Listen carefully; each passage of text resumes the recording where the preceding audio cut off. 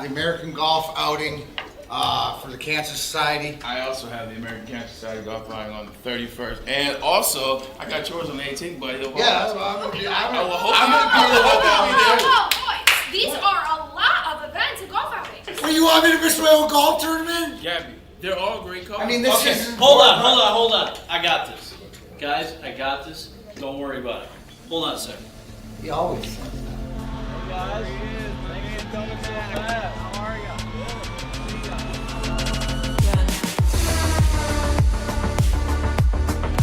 You guys are Randy Wise, right? Sir.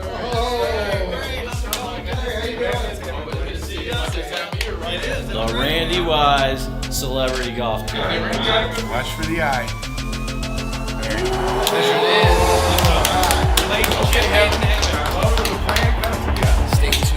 It's the Randy Wise Celebrity Golf Tour.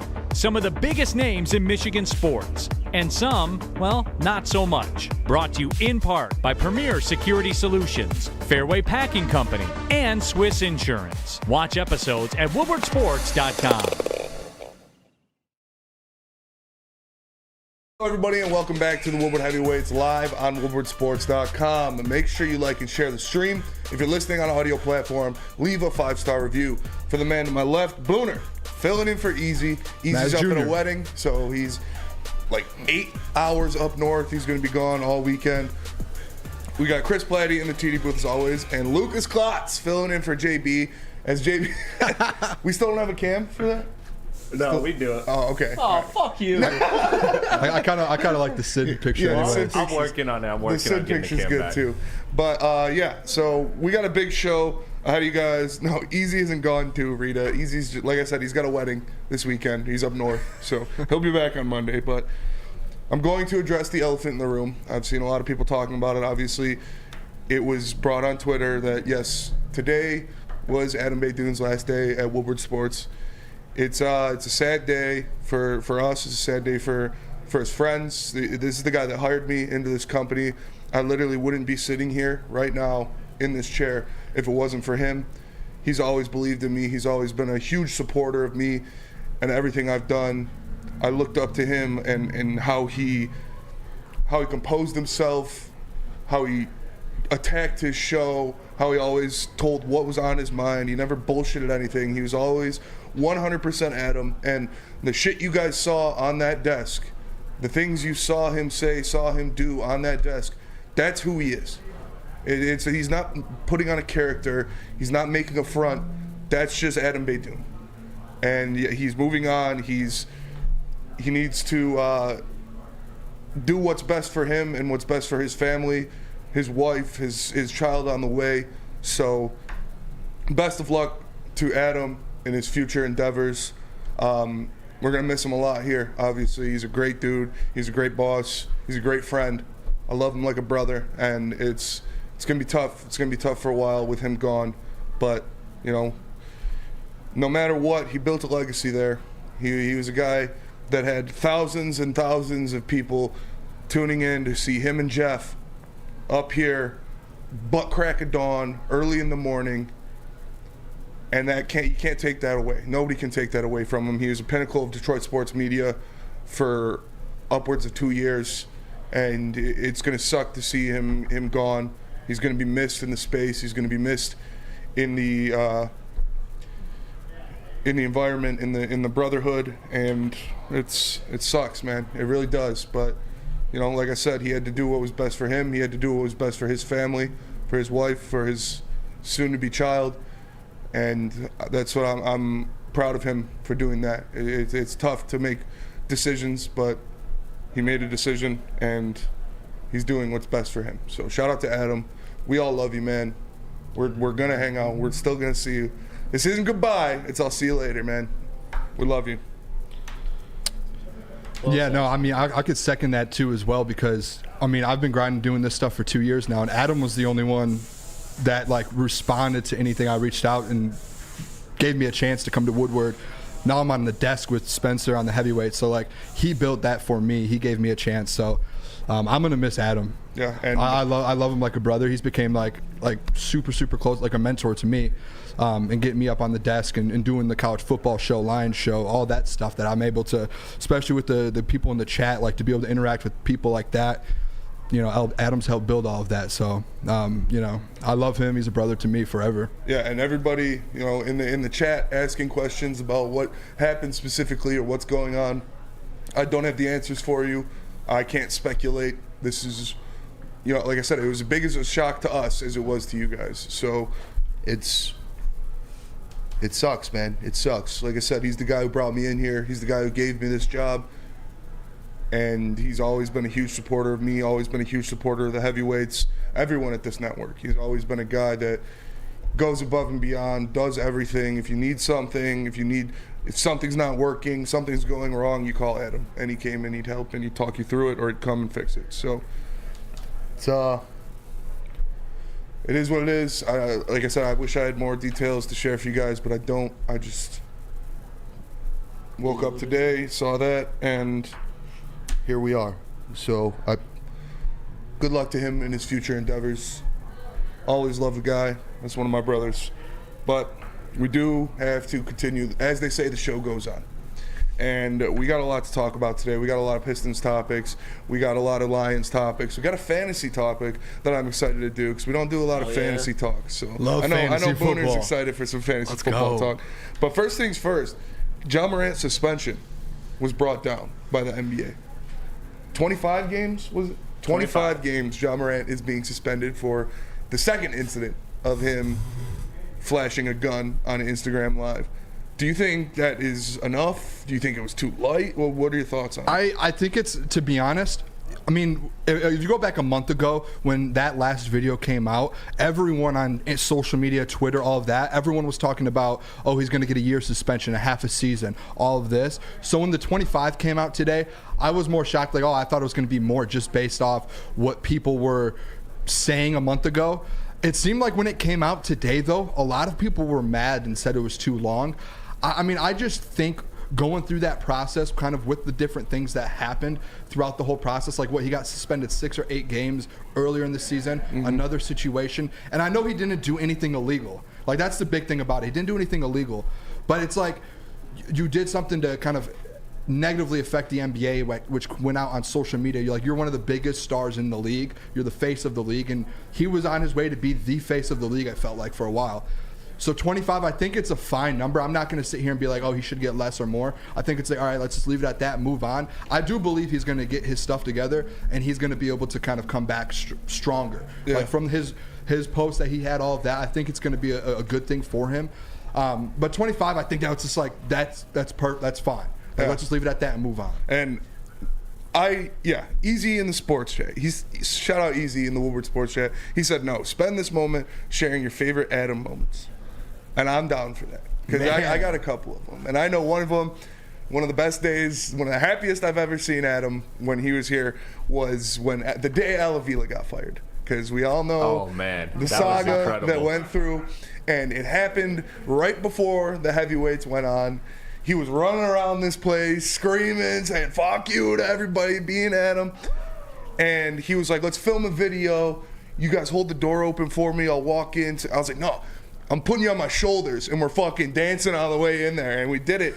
And people in the comments on YouTube or on wherever it got posted were like, I'd never have my boss tell me to put him up. Like, no, that was my idea. I was like, Adam, I'm going to put you on my shoulders. We're going to go in there. Because he was my boss, but he's also my friend. And it was just, that guy, he was on the heavyweights as soon as we opened. And he was fucking, sunglasses on, feet up, the Adam cackle.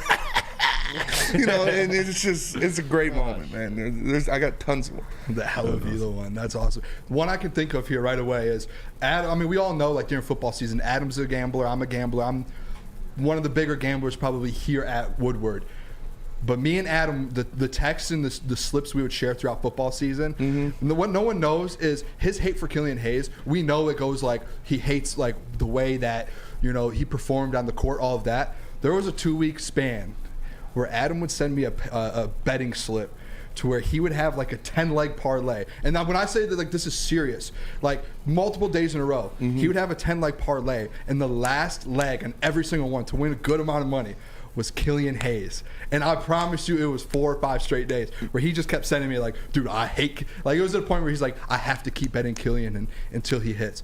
Like, people don't know that's probably the biggest reason Adam might hate Killian Hayes, is he lost him a ton of money in football season. I believe it. And Easy again in the Woodward Sports chat says, my favorite Adam moments is when you get bored and call him the heavyweights. That's great.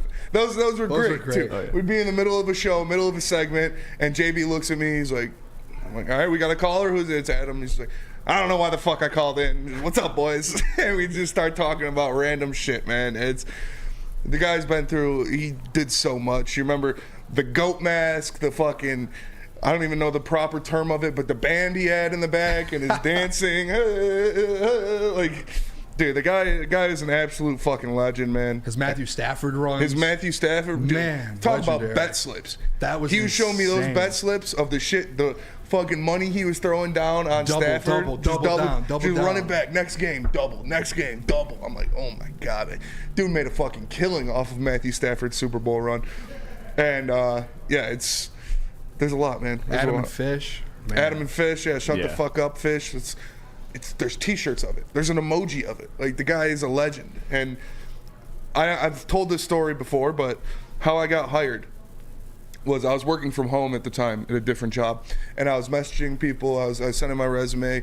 I got in contact with Adam, and we had an interview over a phone interview, and I told him everything. I told him my resume and everything like that. He's like, yeah, it sounds good. Let's schedule like a Zoom interview.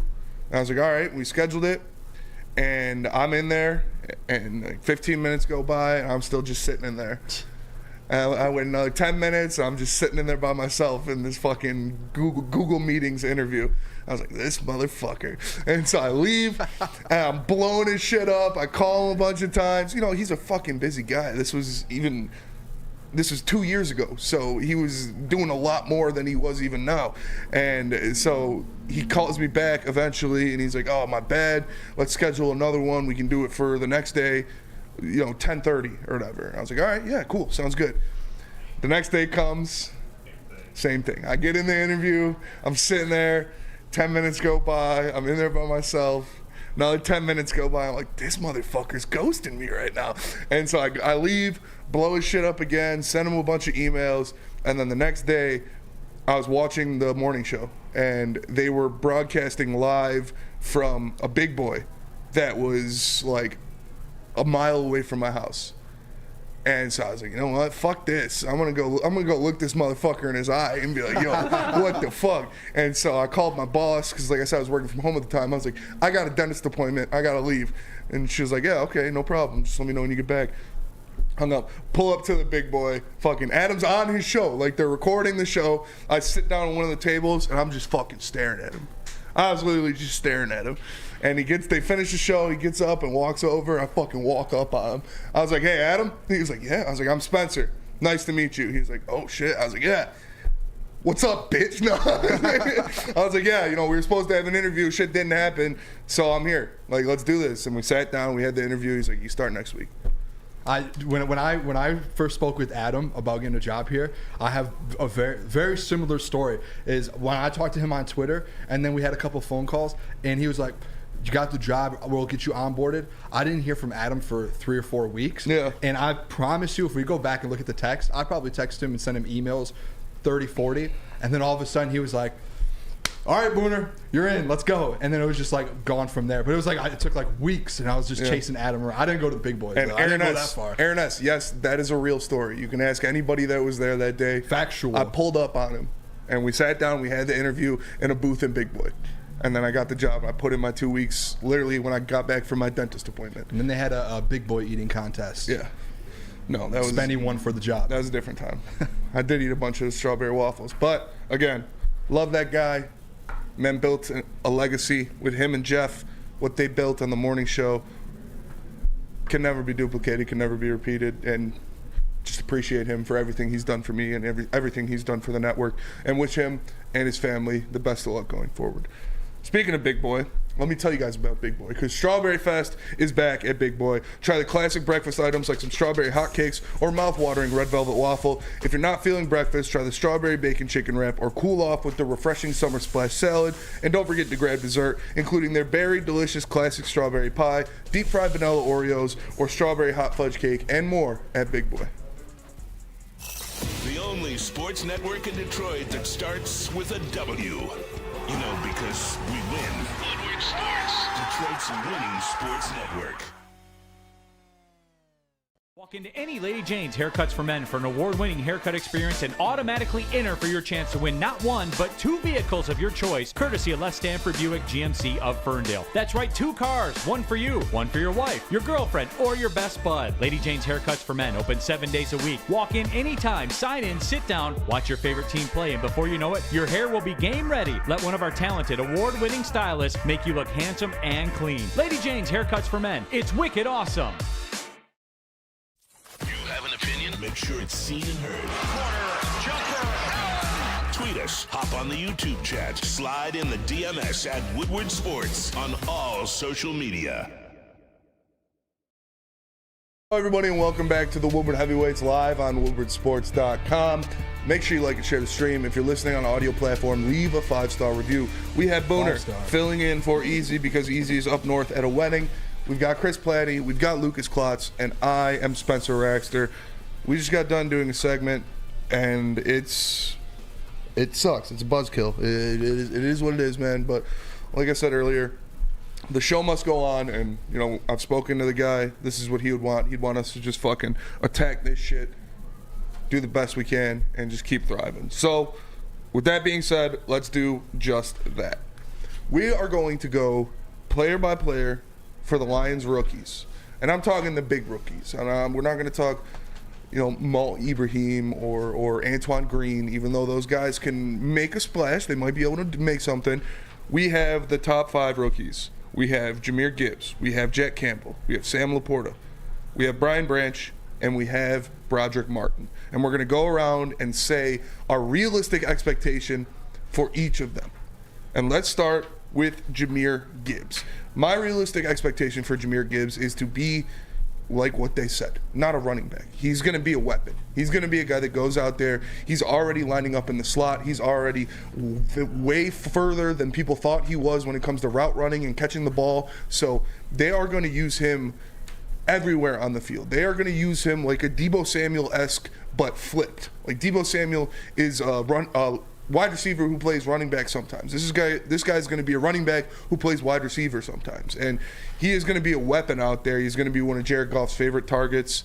He's going to get a lot of touches, a lot of hands on the ball, and he's going to make some explosive plays. I expect this guy to be upwards of 800 all-purpose yards at the end of the year. I expect him to make big gains and be an important part of this offense.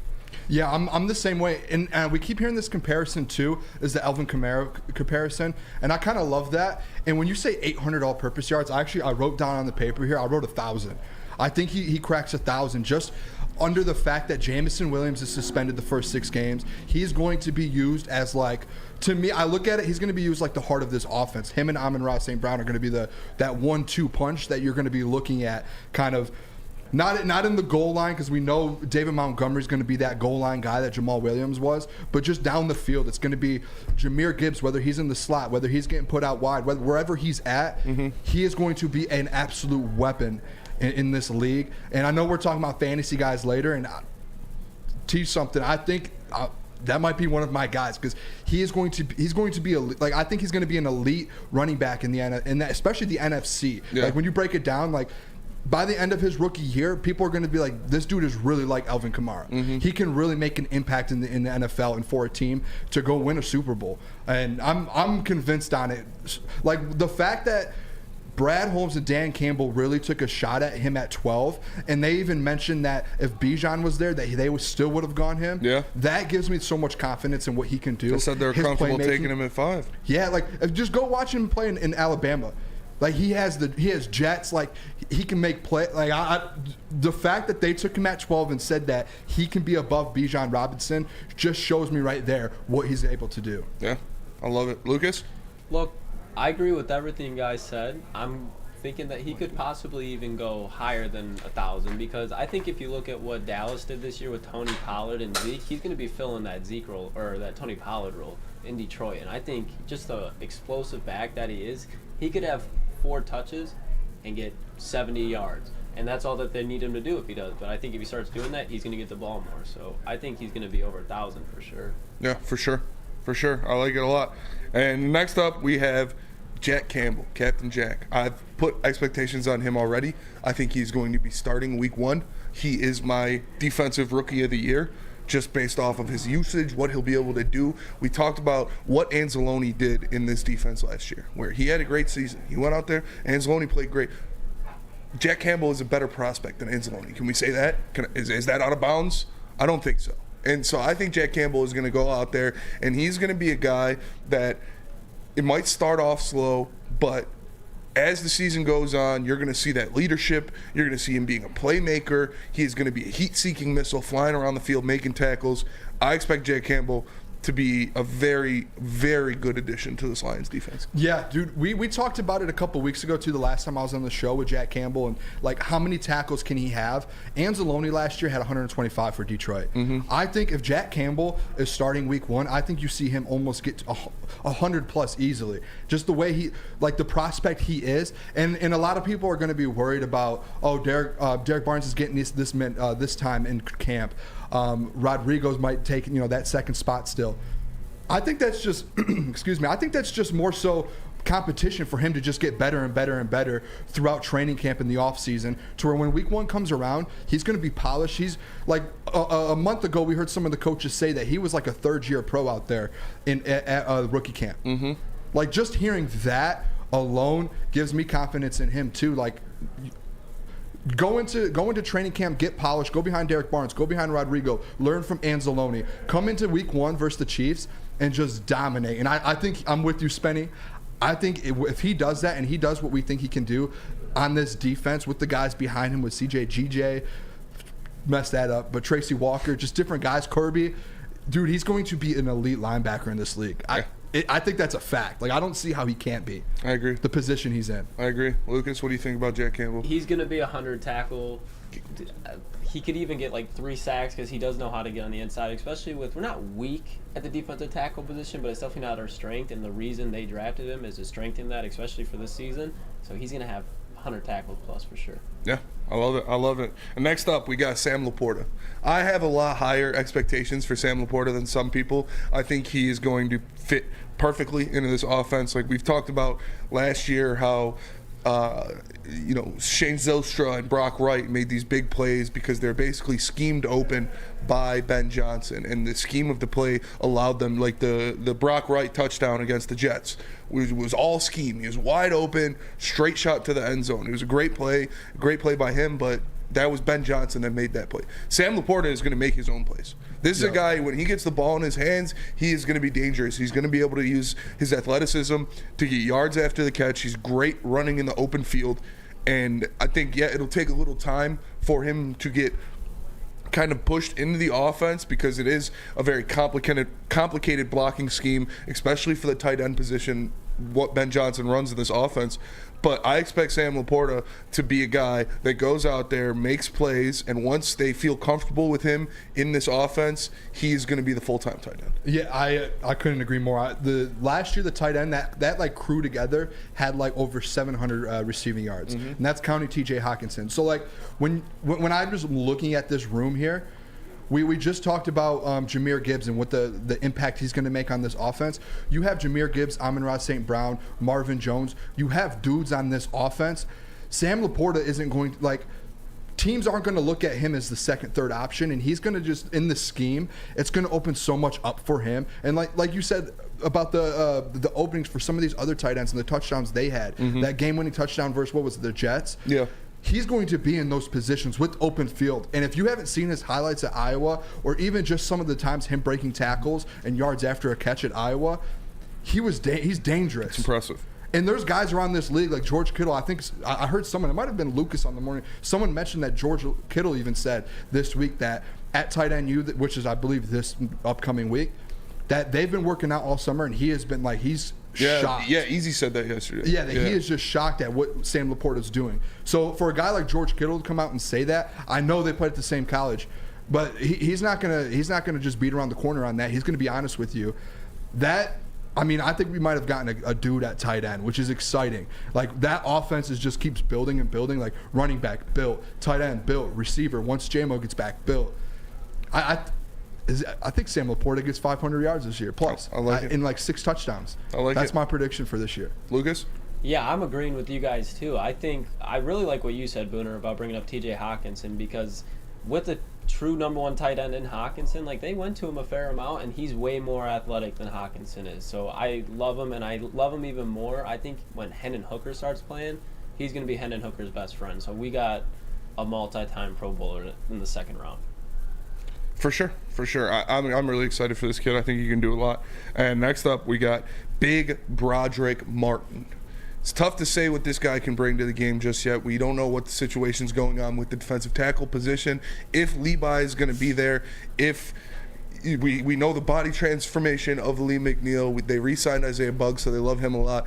But this guy, Broderick Martin, is a fucking monster, dude. He is huge. He is going to take up holes in the run game. He'll be able to get some pressure on the quarterback from that interior defensive line position because they're going to shade to a Lee McNeil or Kaminsky or whoever he's out there with. So he's going to be seeing some one-on-ones. And this guy is just too fucking big to handle one-on-one. So I don't have super high expectations for him just because the pieces they already have there with an Ali McNeil, with an Isaiah Buggs, with a Kaminsky, with a Pascal, guys that they can rotate in that defensive tackle spot.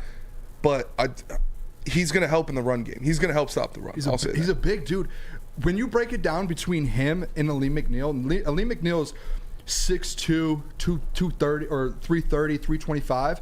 Broderick Martin is 330, 6'5". Like he's a big dude. Mm-hmm. And what really gives me hope with him too, and I think he will have a decent rookie year. I don't think it's going to be like a disappointing rookie year because Brad Holmes and them, they didn't go after any other dudes in the interior besides Broderick Martin. They gave up 3 picks to trade up to get him. Yeah, so like it shows that they trust him. They know what they're getting out of him. They might think he's like another Ali McNeil that they can put in there. A little, 3 inches taller. He's a big. Mm-hmm. I'm actually excited to see what he does because they didn't go out and they didn't add anyone in there. They trust who they have on that defensive line.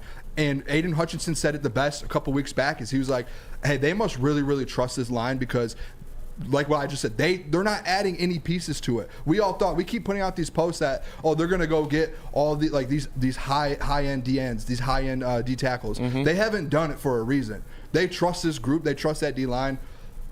I'm Broderick Martin, 6'5". Broderick Martin, the heavies, them big boys in the middle, gotta give them some love, man.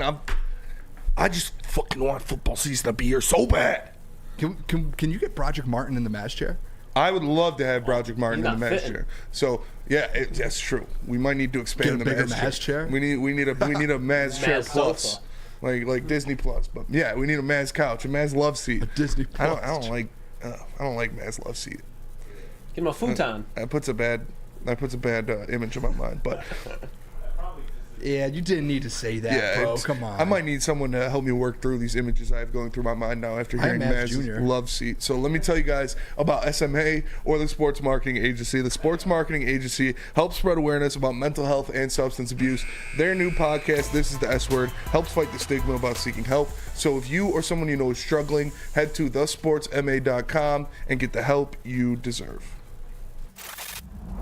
Love Woodward Sports? Love wearing clothes? Then you should be wearing Woodward Sports clothes. Check out our full line of merch at woodwardsports.com. Just click on shop. We have all your favorite designs, like Dan Campbell kneecaps, Woodward golf, and of course, our own logoed out merchandise. Men, women, infants, kids, all love Woodward Sports. Impress your friends. Impress your boss. Impress your dog. Buy Woodward Sports merch today.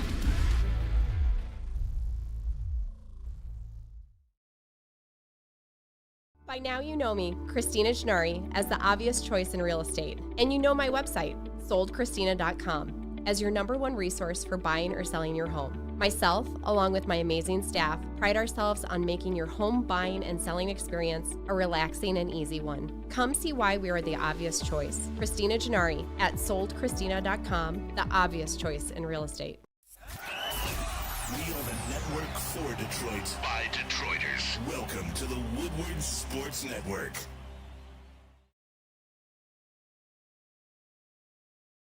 What up, though, everybody, and welcome back to the Woodward Heavyweights live on WoodwardSports.com. Make sure you like and share the stream. If you're listening on audio platform, leave a 5-star review. For the man on my left, Booner, filling in for Easy as he's up north for another wedding. It's pretty weird, convenient that he's got these weddings on Fridays. Yeah, it might, if it becomes, I mean, I'm on the desk when he is at a wedding. So yeah, you're calling all his friends like, hey, get married. He can go to weddings on Fridays. I don't care. That's pretty. I'm just saying, pretty convenient. If Friday comes around, Easy's got another wedding, can't make it. Man's allergic to a 5-day work week. Yeah, well, facts. That's facts. You know, we got Chris Platty in the TD booth and Lucas Klotz on the 1s and 2s. We just got done talking about our expectations for some of the Lions rookies and what we think they're going to do next year. Now, this is something that surprised me when I saw it. I mean, I knew it. I knew it was true, but when you see it on paper, it's a little startling. The Lions are balling on a budget this year. They've got a lot of top quality players on rookie deals or 4th-round draft pick deals. And as of right now, Sam Martin, the punter, who's a great punter, Unreal. Or Jack Fox. Jack Fox. Yeah, Jack Fox. One of the best in the league. Not Sam Martin. Sam Martin was a punter before that. Jack Fox, the punter. Shout out to Jack Fox. Great guy. Yeah, friend of the show, friend of the network. He's making more money annually than Amon-Ra St. Brown. Chris, do we have this graphic? Throw it up real fast. Yes, sir. It's startling to see it. No, this is crazy. Jack Fox is making more money than Amon-Ra St. Brown via cap hit in 2023. Which is crazy. Jack Fox is a fantastic punter, one of the best punters in the league. But Amon-Ra St. Brown's one of the best players on this team. You know what it reminds me of, though? Like, we've talked a lot the last year about this quarterback 12% rule. And when you have that situation going on, what was the one thing that we talk about all the time with it is finding rookies on cheap deals to be able to win. That's just what I think of when I first see that, is like finding a cheap deal, a wide receiver, a rookie, and Brad Holmes just doing his job in the draft to get us guys cheap contracts to go win. And you can start paying guys, which we're going to have to start paying guys. That's going to happen like very, very soon. But that's just how, when I look at that, that's all it is just Brad Holmes has done a great job in the draft. He's found Pro Bowl guys. He's found all-pro guys in the draft. And now we're benefiting from that this next year or two. And that's why I think that, like, the window isn't, like, obviously we want to build kind of the next 4 or 5 years on these guys we have. But that window with that quarterback that you don't have to pay, it's a year or two window. That 12% rule that Easy talks about all the time, I'm in Easy's chair for a reason. I agree with him for that 12% rule. I'm side by side with Easy on the 12% He's Booner. Rule. And I am Booner. it's true. He is Booner. Brad Holmes is just cooked up, and he has these guys. Panay Sewell, let's look at his contract. I don't know. He hasn't re-signed yet. Go look at his contract. I bet you it's something similar. So, I mean, not similar because Amon-Ra was a 4th-round pick. Yeah. But you know what I'm saying? Still like, rookie deals. These cheap deals. Like, it's Aiden Hutchinson for the next 3 or 4 years. So Brad Holmes is just cooked. That's all that graphic means to me, is that he's cooked. He's done his job in the draft. We're going to have to start extending guys, and he's going to have to keep cooking in the draft. Yeah, that's what happens. It's what happens when you have these kind of drafts that Lions fans and some of the NFL have never seen before. When you're pulling a guy who is thought of as a top 10 receiver in the NFL by a lot of people out of the 4th round. You're pulling 2 starters out of the 6th round. 2 defensive rookie of the year, like leading vote getters in Malcolm Rodriguez and James Houston out of the 6th round. These things don't just happen every day. But it seems like every year for Brad Holmes, it fucking happens. He just keeps doing it. He keeps finding the gold, and he's building this shit. And it's sustainable because he keeps doing it. Because he's not hankered down, because he's not like, oh shit, we have to sign all of these 1st-round picks. Obviously, Panay Sewell, he's going to get signed. I've talked about this before.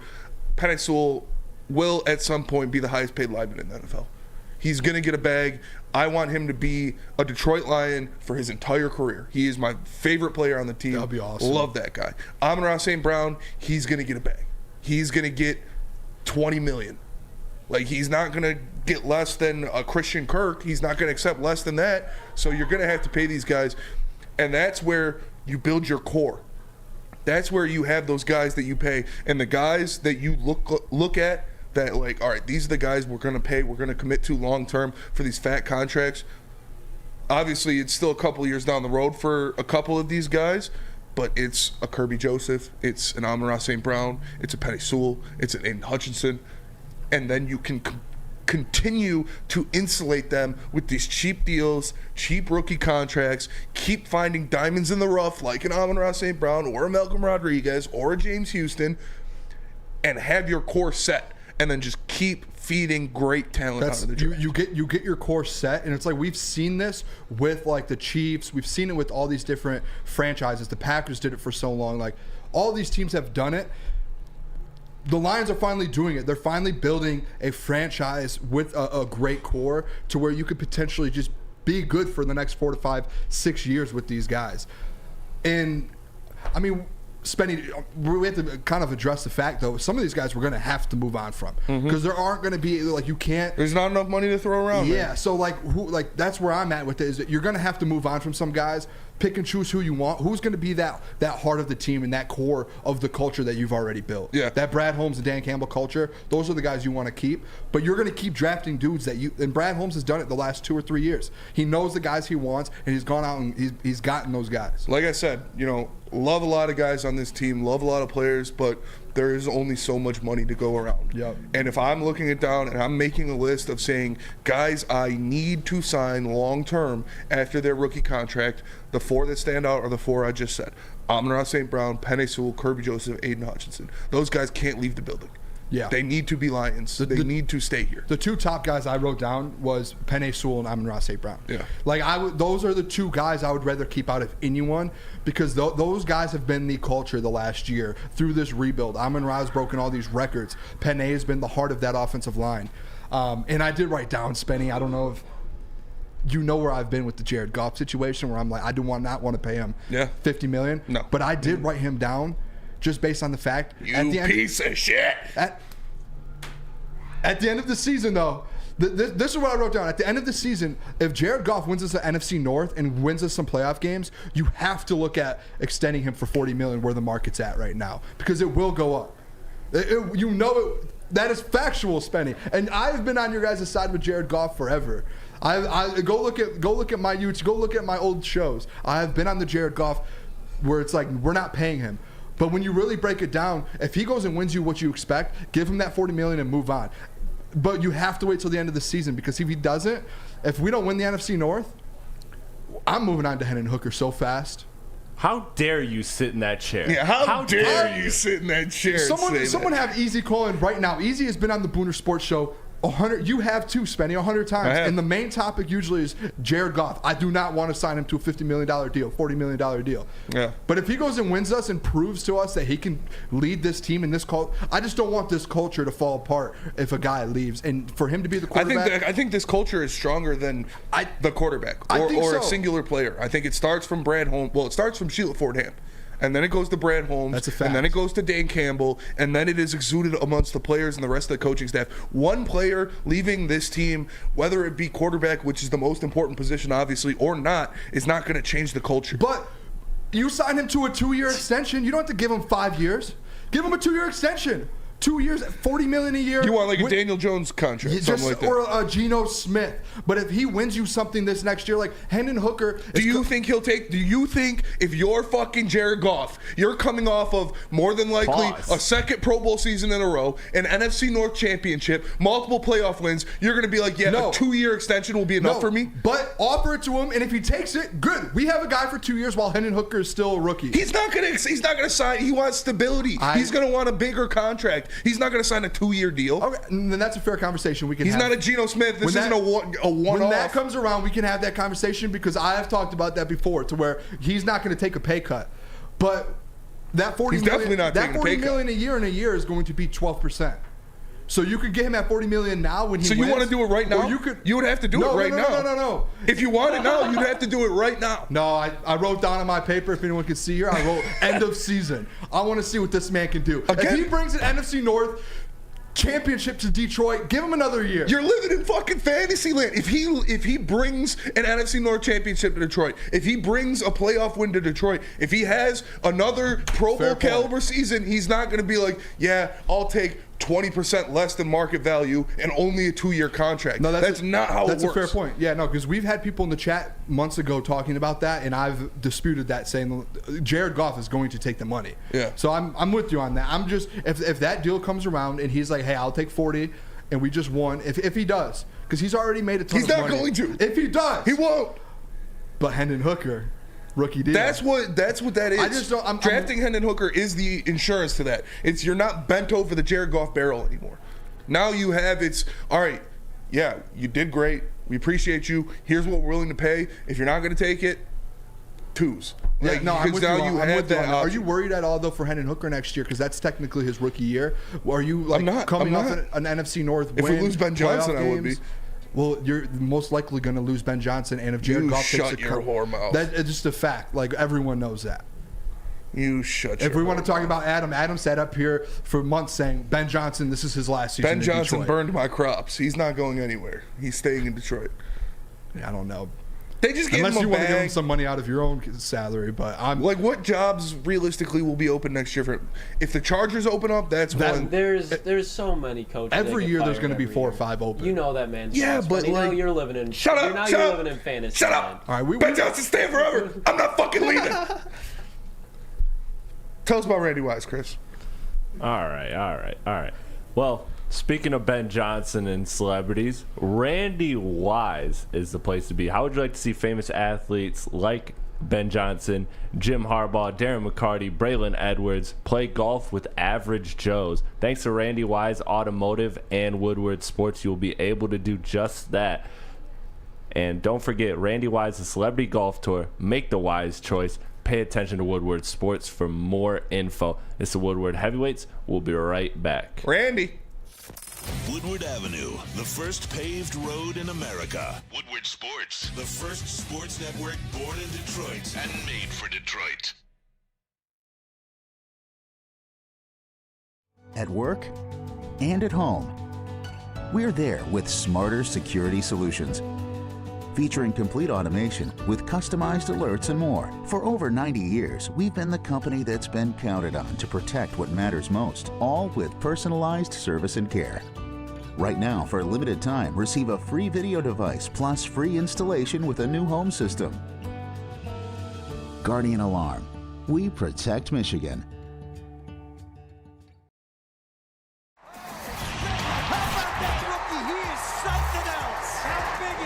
All of Detroit's sports teams live on Woodward. All of Detroit's sports coverage lives on Woodward Sports. Driving the best in Detroit sports coverage. What up, though, everybody, and welcome back to the Woodward Heavyweights live on woodwardsports.com. Make sure you like and share the stream. If you're listening on audio platform, leave a 5-star review 5-star. for the man to my left, the one and only. He is Booner. We got Chris Platty in the TD booth, Lucas Klotz on the ones and twos, and I am Spencer Raxter. Maz Jr. Me. We just got done talking some shit. Yep. Talking some shit. And I want to hear your actual fucking path line. What is the realistic scenario of a Jared Goff extension that you want so badly because you love Jared Goff so much? Can we take a step back here for a second? I'm not a what is it? What do you guys call a golf gobbler? Golf gobbler. Not me. I'm not a golf gobbler. I'm a realistic gobbler. Wait, that you know what I mean? Yo, that is not how you answer. You guys know what I'm saying. hit Wisconsin. No, I have been on the 12% rule with Easy for the last year. Like when he pulled that up and he gave us the stats and he showed us like the breakdown of the 12% rule, I fell in love with it. I'm like, this is factual. This is exactly what you need. Like, you can't win a Super Bowl paying a quarterback besides Patrick Mahomes style. Yeah. $60 million a year. Yes. You have to find an average quarterback worth average pay, right? Like you have to do that. The 12% rule is factual. If anyone in the chat wants to try and dispute that, you're just wrong. You can't because it's factual. That's where I'm at with Jared Goff. Is if you can get him at that 12%, and I understand if he wins the NFC North in the playoff game, he's probably going to want more money. But if there is a way where I can sit into that room at the table with them in the conference room, and we can work out this deal and say, hey, listen, I'm gonna pull this 12% rule out to Jared Goff right now. I'm saying, listen, we need to pay Penei. We need to pay Aiden Hutchinson. He knows. He fucking knows. It happened to him in LA. He got paid and they never went back to the Super Bowl. My only point is if he's like, no, I want 50, I'm the first one to be like, deuces. We have Hendon Hooker. That's why we drafted him. Get out of here. We're good. But if he's realistic and he's like, let's keep this culture going. Let's try and build a legit franchise and I'd say dynasty. I'm just saying like long term, like a long term success. Then if he wants to be a part of something special, come out, stay Jared Goff. If you want to take that 12%, stay. But if you don't want to, like, we have a rookie quarterback and they drafted Hendon Hooker for a reason. They did. They believe in him. Yeah. Obviously, he's going to be out this year. Next year, if he technically plays, it would be a rookie year. But they did that for a reason. They need to build up that room, and they need second options. So you said yourself that, like what Adam said, this is, Ben Johnson's last year. More than likely, this is going to be Ben Johnson's last year. Obviously, he just got paid, but the dude is going to be a hot commodity, especially if the offense performs at the same level it did last year, which we all expect it to. If Jared Goff has a similar season that he did last year, which we all expect him to, Ben Johnson's going to be one of the hottest coaching candidates in the league next year. And there are going to be some nice jobs on the market. Chargers, more than likely, they better get rid of Brandon fucking Staley. Unless they win a Super Bowl, I don't think Brandon Staley's coming back next year. That dude's a fucking joke. You got other. Scott McDaniels could be gone if the Raiders fucking collapse again. There's no reason they should have kept him. There are going to be some pretty good coaching candidacies, and Ben Johnson is going to be that guy. Does that make you like lean towards Jared Goff a little more? Because would issuing a rookie quarterback into this offense who just lost the mastermind behind it scare you as this, like you said, the window's open, we've got these guys. Would it be scary? Are we gonna act like the year without Ben Johnson, Jared Goff went crazy? No, he didn't. Exactly. It was terrible. So that's where I'm at. It's maybe if we don't have Ben Johnson, maybe we need to look at a Hendon Hooker to open up that offense and give it another look. I don't know. But when that time comes, like really break this down and think about this, Spenny. Jared, it's the same thing as coaching candidates. When Jared Goff's contract's up, if we don't extend him before this year, he's going to have opportunities and teams that need quarterbacks like Tampa Bay. Yeah. Not even Tampa Bay because they'll probably get Caleb Williams. He's in the same position. Either Tampa and fucking Oakland, Las Vegas. Yeah, Vegas will need one. Arizona will be up there. He's going to be in the situation though. California fucking sucks, dude. They have Clayton Tune. Yeah, man. No. But he's going to be in a position like Ben Johnson. He's going to have these opportunities to go Minnesota. That's a good point. Yes, but he's going to have to look at every single franchise and be like, all right, what's the best for me? The fallback is Detroit. If he's like Arizona isn't stable so enough. We're just a side chick. No, but what I'm saying is like Ben Johnson. He's going to look at like he did last year. He's going to see all these head coaching openings. None of them, I don't want to be a part of the Cardinals. I don't want to be a part of these different teams. So he stayed in Detroit for another year to build. That's going to be Jared Goff at the end of this year. Mm-hmm. He's going to have basically not Baker. Baker's a bad example. Derek Carr. He could have gone somewhere. He did. He picked the Saints, right? He's going to have that similar situation. Yeah, but Derek Carr got his fucking bag. Well, that's what I'm saying. They all got, like, these guys. Goff's going to get offered the bag, but is there going to be a team next year where he feels comfortable enough to carry his career with that bag that he thinks he can go win at? Do you think he's going to be like, I can go win in Tampa right away? Yeah, no, but I think he's not going to be. I think the thing he'll be looking for more is, this is my last payday. This is if I'm Jared Goff, this is the last contract I'm going to get that's actually going to be worth some serious fucking money. That's a fact. Yeah, that is a fact. And so I want a 5-6 year deal, $45+ million a year. I mean, a lot guaranteed, and I'm not comfortable offering that to him as the Lions. He does have his wife is a supermodel, yeah, so he's not really worried about money. Oh, bro, everybody's worried about money. She might make more than him. Everybody's worried about money. That's like the Tom Brady Giselle situation. Tom was like he could just keep taking pay cuts because Giselle was making all the money. Yeah, but Tom was the GOAT, and he kept taking pay cuts. That's partially what made him the GOAT. Jared Goff can do it. He's not going to take a fucking pay cut, bro. It's not going to happen. If the GOAT can do it, Jared Goff can do it. All right, that is a blanket statement that's just simply not true, but he's not going to take a pay cut. No one clipped that statement because that sounded bad. He is not going to take a pay cut. No, yeah, I mean, I'm Why would he? Why would he? Go get your money. Go ahead and do it. Yeah. That's why we have Hendon Hooker, is because they've planned for it. Brad Holmes has planned for it. I'm ready for it. I want to go win the NFC North. I want to go to the Super Bowl. I want to do all this. Let's do it with Jared Goff, and then we'll go from there. But do not extend him before the season. But you got to think 2 years, right? That's what you want? 2 years, $40 million. In those 2 years, you know who else is going to need contracts? Penei Sewell's going to need a contract. Amon-Ra St. Brown's going to need a contract. Other guys on the defense are going to need contracts. You're going to want to bring in somebody else. It was nice going out and be able to sign a Cam Sutton. It was nice going out and be able to sign a Chauncey Gardner-Johnson.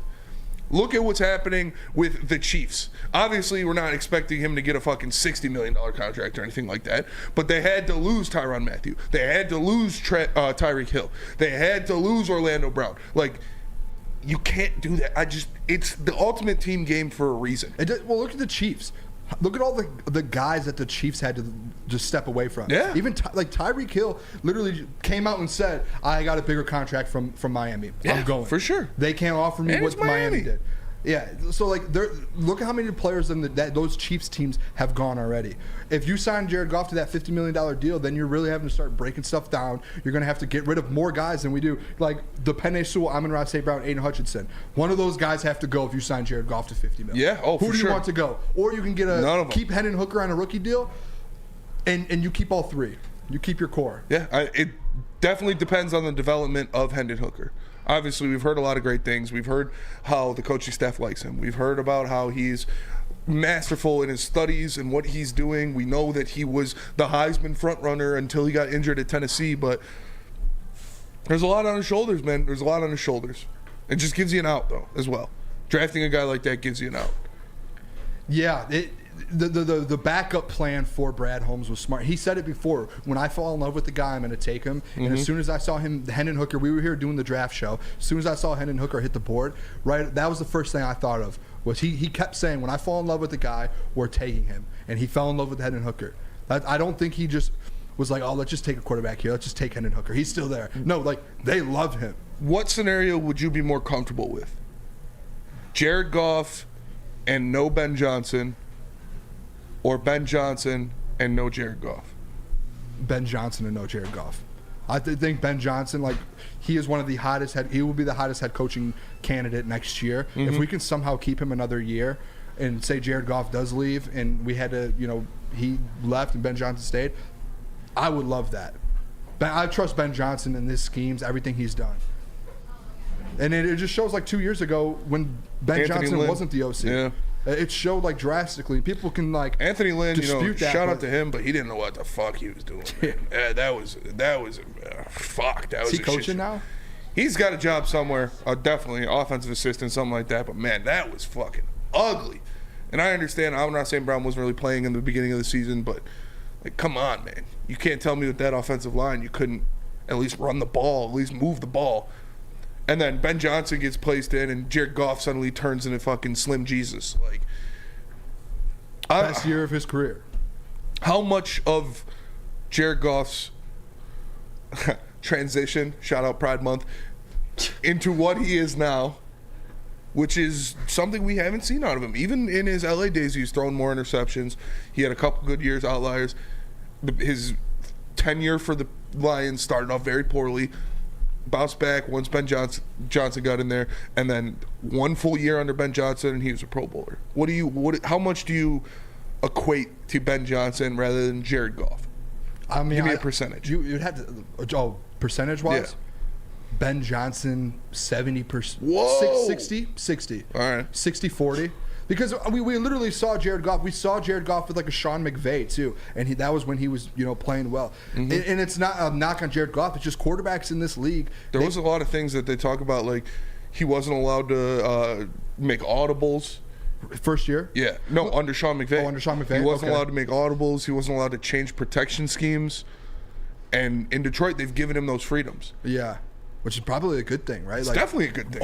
Opening up that offense. But like a quarterback in this league, that you need a good OC. And if you don't have that, like you see guys all the time with good OCs, they have great years and then they lose, they go somewhere else and get a contract and they're not what they were before.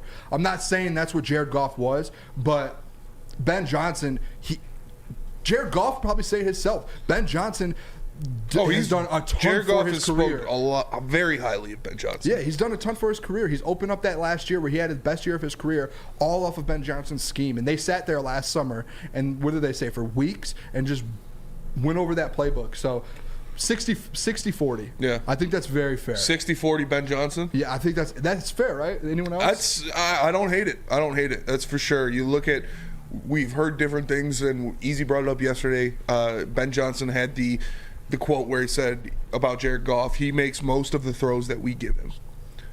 And that's what you have to do if you want to have success in this league. You can't just have a blueprint of this is what we're going to do, this is what we're going to run. No matter, you need to build your offense, build your defense around the people you have, their specialties, their skill sets, and what they do best. And that's what Ben Johnson did. We heard it when he first got the fucking job. He sat down with Jared Goff and built the playbook. Yeah. He's like, this is what you're good at. This is what I know you're good at. This is what we're going to do. This is how we're going to capitalize on those strengths. And he looked fucking great last year. He was a Pro Bowler.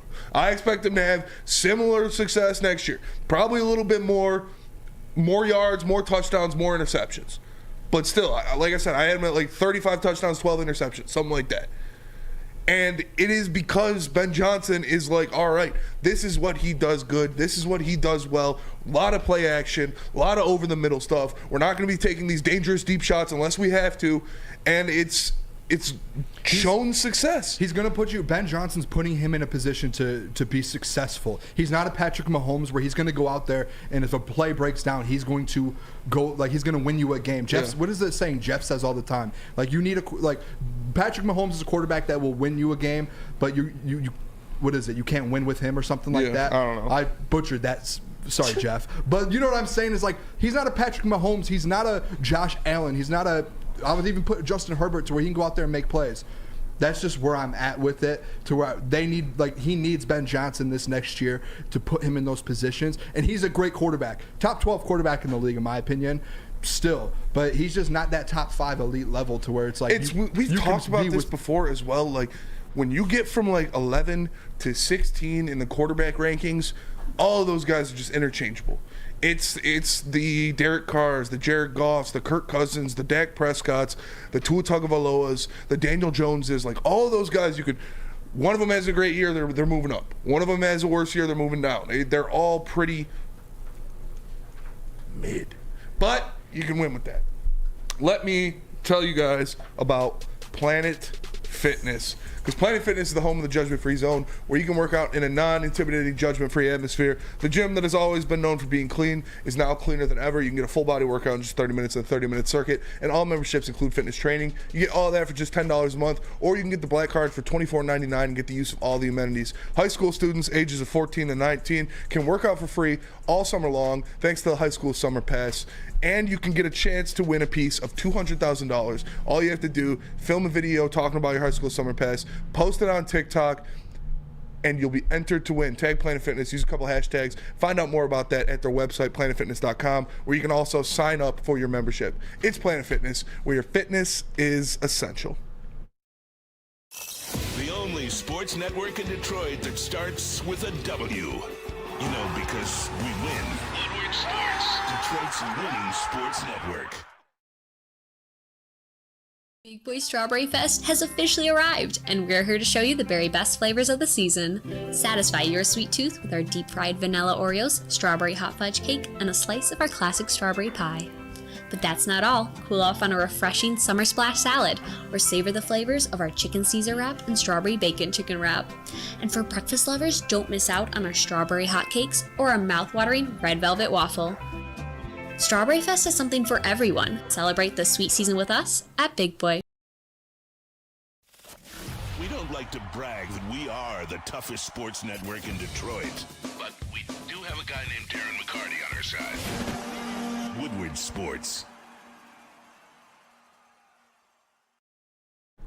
What up, though, everybody, and welcome back to the Woodward Heavyweights live on woodwardsports.com. Make sure you like and share the stream. If you're listening on an audio platform, leave a 5-star review. For the man to my left, the one and only Booner, filling in for Easy. I am Spencer Axter. We got Chris Platty in the TD booth and Lucas Klotz on the ones and twos. So we just got done talking about contract situations, what's going on where, who we'd like to see where. And one of the contracts we talked about that's going to be coming up pretty soon is Amon-Ra St. Brown. Yep. And Amon-Ra St. Brown's getting some love, which I love to see. Because we've seen a lot of lists about tier rankings, like the secondary being in the 5th tier in the NFL for some fucking reason that I couldn't explain to you. The team ranking, where they are in the tiers, where they were in the same tier as the fucking Bears for some reason, which I can't fucking explain to you. But now we have NFL tier rankings. NFL wide receiver tier rankings, excuse me.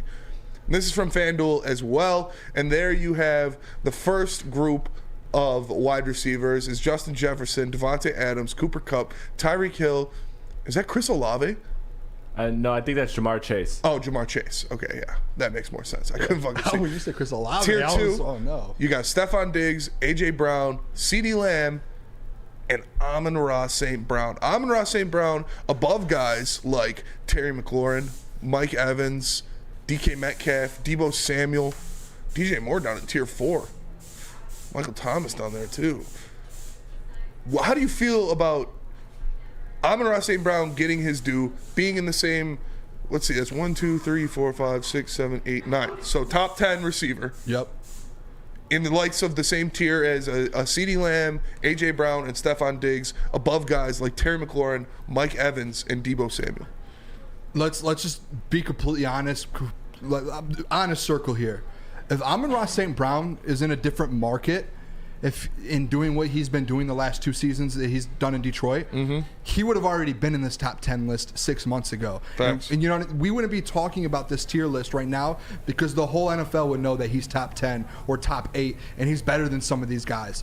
I think it's just the fact that where he's been in the situation the last 2 years to where he didn't even, what was the first 6 games last year, 7 games, where he didn't even have a big impact and wasn't playing, and then he just comes in and he just dominates the second half of his rookie year. Yeah. And this year he broke every record for a guy within 2 seasons, reception records. He's the fastest Detroit Lions player ever to get to 100 receptions in a season.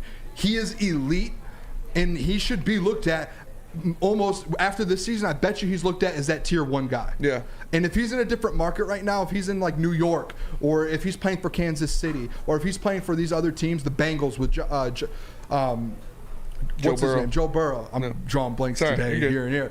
But like if he's playing with those guys, he would be in tier 1 by the end of this season. I think it's just he's in Detroit. I think this year, once we win, and if we win the NFC North and win playoffs, and he has another 1,300-yard season, 8 touchdowns, you know, the receptions, 120 receptions, whatever he does, he's going to be looked at that, and he's going to be high. We're going to have to pay him, obviously, but he's going to be looked at as an elite wide receiver with some of these top guys in the league. I agree. I had him in my top 10 receivers when we did our list. The guy, all he does is get open and catch the ball. I think he's right up there. Let me can you pull up that list one more time for me, Chris? I just want to see who's in his tier again. I know it's CeeDee Lamb, A.J. Brown, and Stephon Diggs, I think, were the other guys in there. That's it. That's his tier. CeeDee Lamb, A.J. Brown, Stephon Diggs. Having him above Mike Evans, it's choice. Mike Evans is a fucking monster, dude. He is a bully. What is it, like 6 or 7 or even 8 straight years of like 1,000+ receiving Mike yards? Evans is a bully. But this guy, Amon-Ra St. Brown, is something like we haven't seen in a while, especially in Detroit. Like, he's like Nate Burleson on crack. Like, the way he can just go and make things happen, the way he catches everything that's thrown to him, gets open, is a dog, a great blocker, does everything asked of him. Yeah, he deserves, he's top 10 receiver in the NFL. Lucas, you used to play receiver. How you feeling about this tier ranking, and where do you think Amon-Ra should be? There's no doubt that Amon-Ra, the top 10 receiver now, I'm kind of pissed off they put him behind CeeDee. Speak up, kid. That's like my one thing that like pisses me off. Like CeeDee Lamb, yeah, he's talented, but Amon-Ra has more production and he does it with less talent. So I'm taking him over though any day of the week. But the Calvin Ridley disrespect, where was Calvin Ridley? He's tier 4 with like Michael Pittman. Ooh, I like Michael Pittman. But like Calvin Ridley's a demon, bro. He's gonna be like a 1,300-yard receiver. Over. You just love Trevor Lawrence. I love Trevor Lawrence too. If it was Michael Pittman on the Jags, you'd be saying the same thing. No, Michael Pittman's like one of those guys who has an obvious ceiling. Like he's good, don't get me wrong, but he's limited too. Yeah, it's fair. I like Calvin Ridley too. I think he's gonna have a big year. We're gonna talk about that later because we have a fantasy football segment coming up about some picks that people might not want, but we'll get into that later after buy or sell. But do you think this is peak Amon-Ra St. Brown? Like, do you think he could continue to ascend, or is this just going to be who he is? No, I think he's just, I mean, realistically, I think he's just getting started. Ooh. Like, really, think He's about getting it. fucking started, baby. He's going to be like in 5 or 6 years, that Mike Evans stat that I pulled out where it's 6, 7, 8 years where he's had 1,000+ receiving yards, that's going to be Amon-Ra going forward. Because he had really think about this. He had 1,100 receiving yards this year. He missed a game, so he only had 16 games, but it was really 15 because that one game he had a concussion or whatever, he got hurt and was out instantly. Yeah. So he did that in 15 games. If he had 2 more games, you're looking at 1,300 yards, maybe another touchdown or 2. Mm-hmm. That's his That was not even his second full year. He didn't start playing until halfway through his rookie year. He wasn't getting snaps until like week 6. As crazy as it sounds, he's one of the most underrated wide receivers in the NFL right now, even though he's listed as top 10. Yeah. Like, there's people in the chat are like, oh, how is he with Stephon Diggs? Go look at Stephon Diggs' first 4 or 5 years. Amon-Ra is dominating those years that he had, and he is right there with Stephon almost. He's 100 yards off of Stephon Diggs. What do you think 200. his stats will be at the end of this year if he plays the whole season? Oh, God. I think the 1,300 yards is probably a good one to put it at. I think what did he have? 1,100 this year. I wrote it down. I think he had 1,100 this season. Someone can correct me on that, but close to it. Missing basically 2 games. I think he gets to 1,300. Not a ton of touchdowns, maybe like 8 touchdowns, but I do think that's realistic, and I think we're just going to start seeing him grow. He's going to start going up. People around the NFL now are starting to know who he is. There's going to be defenses that are targeted in on him.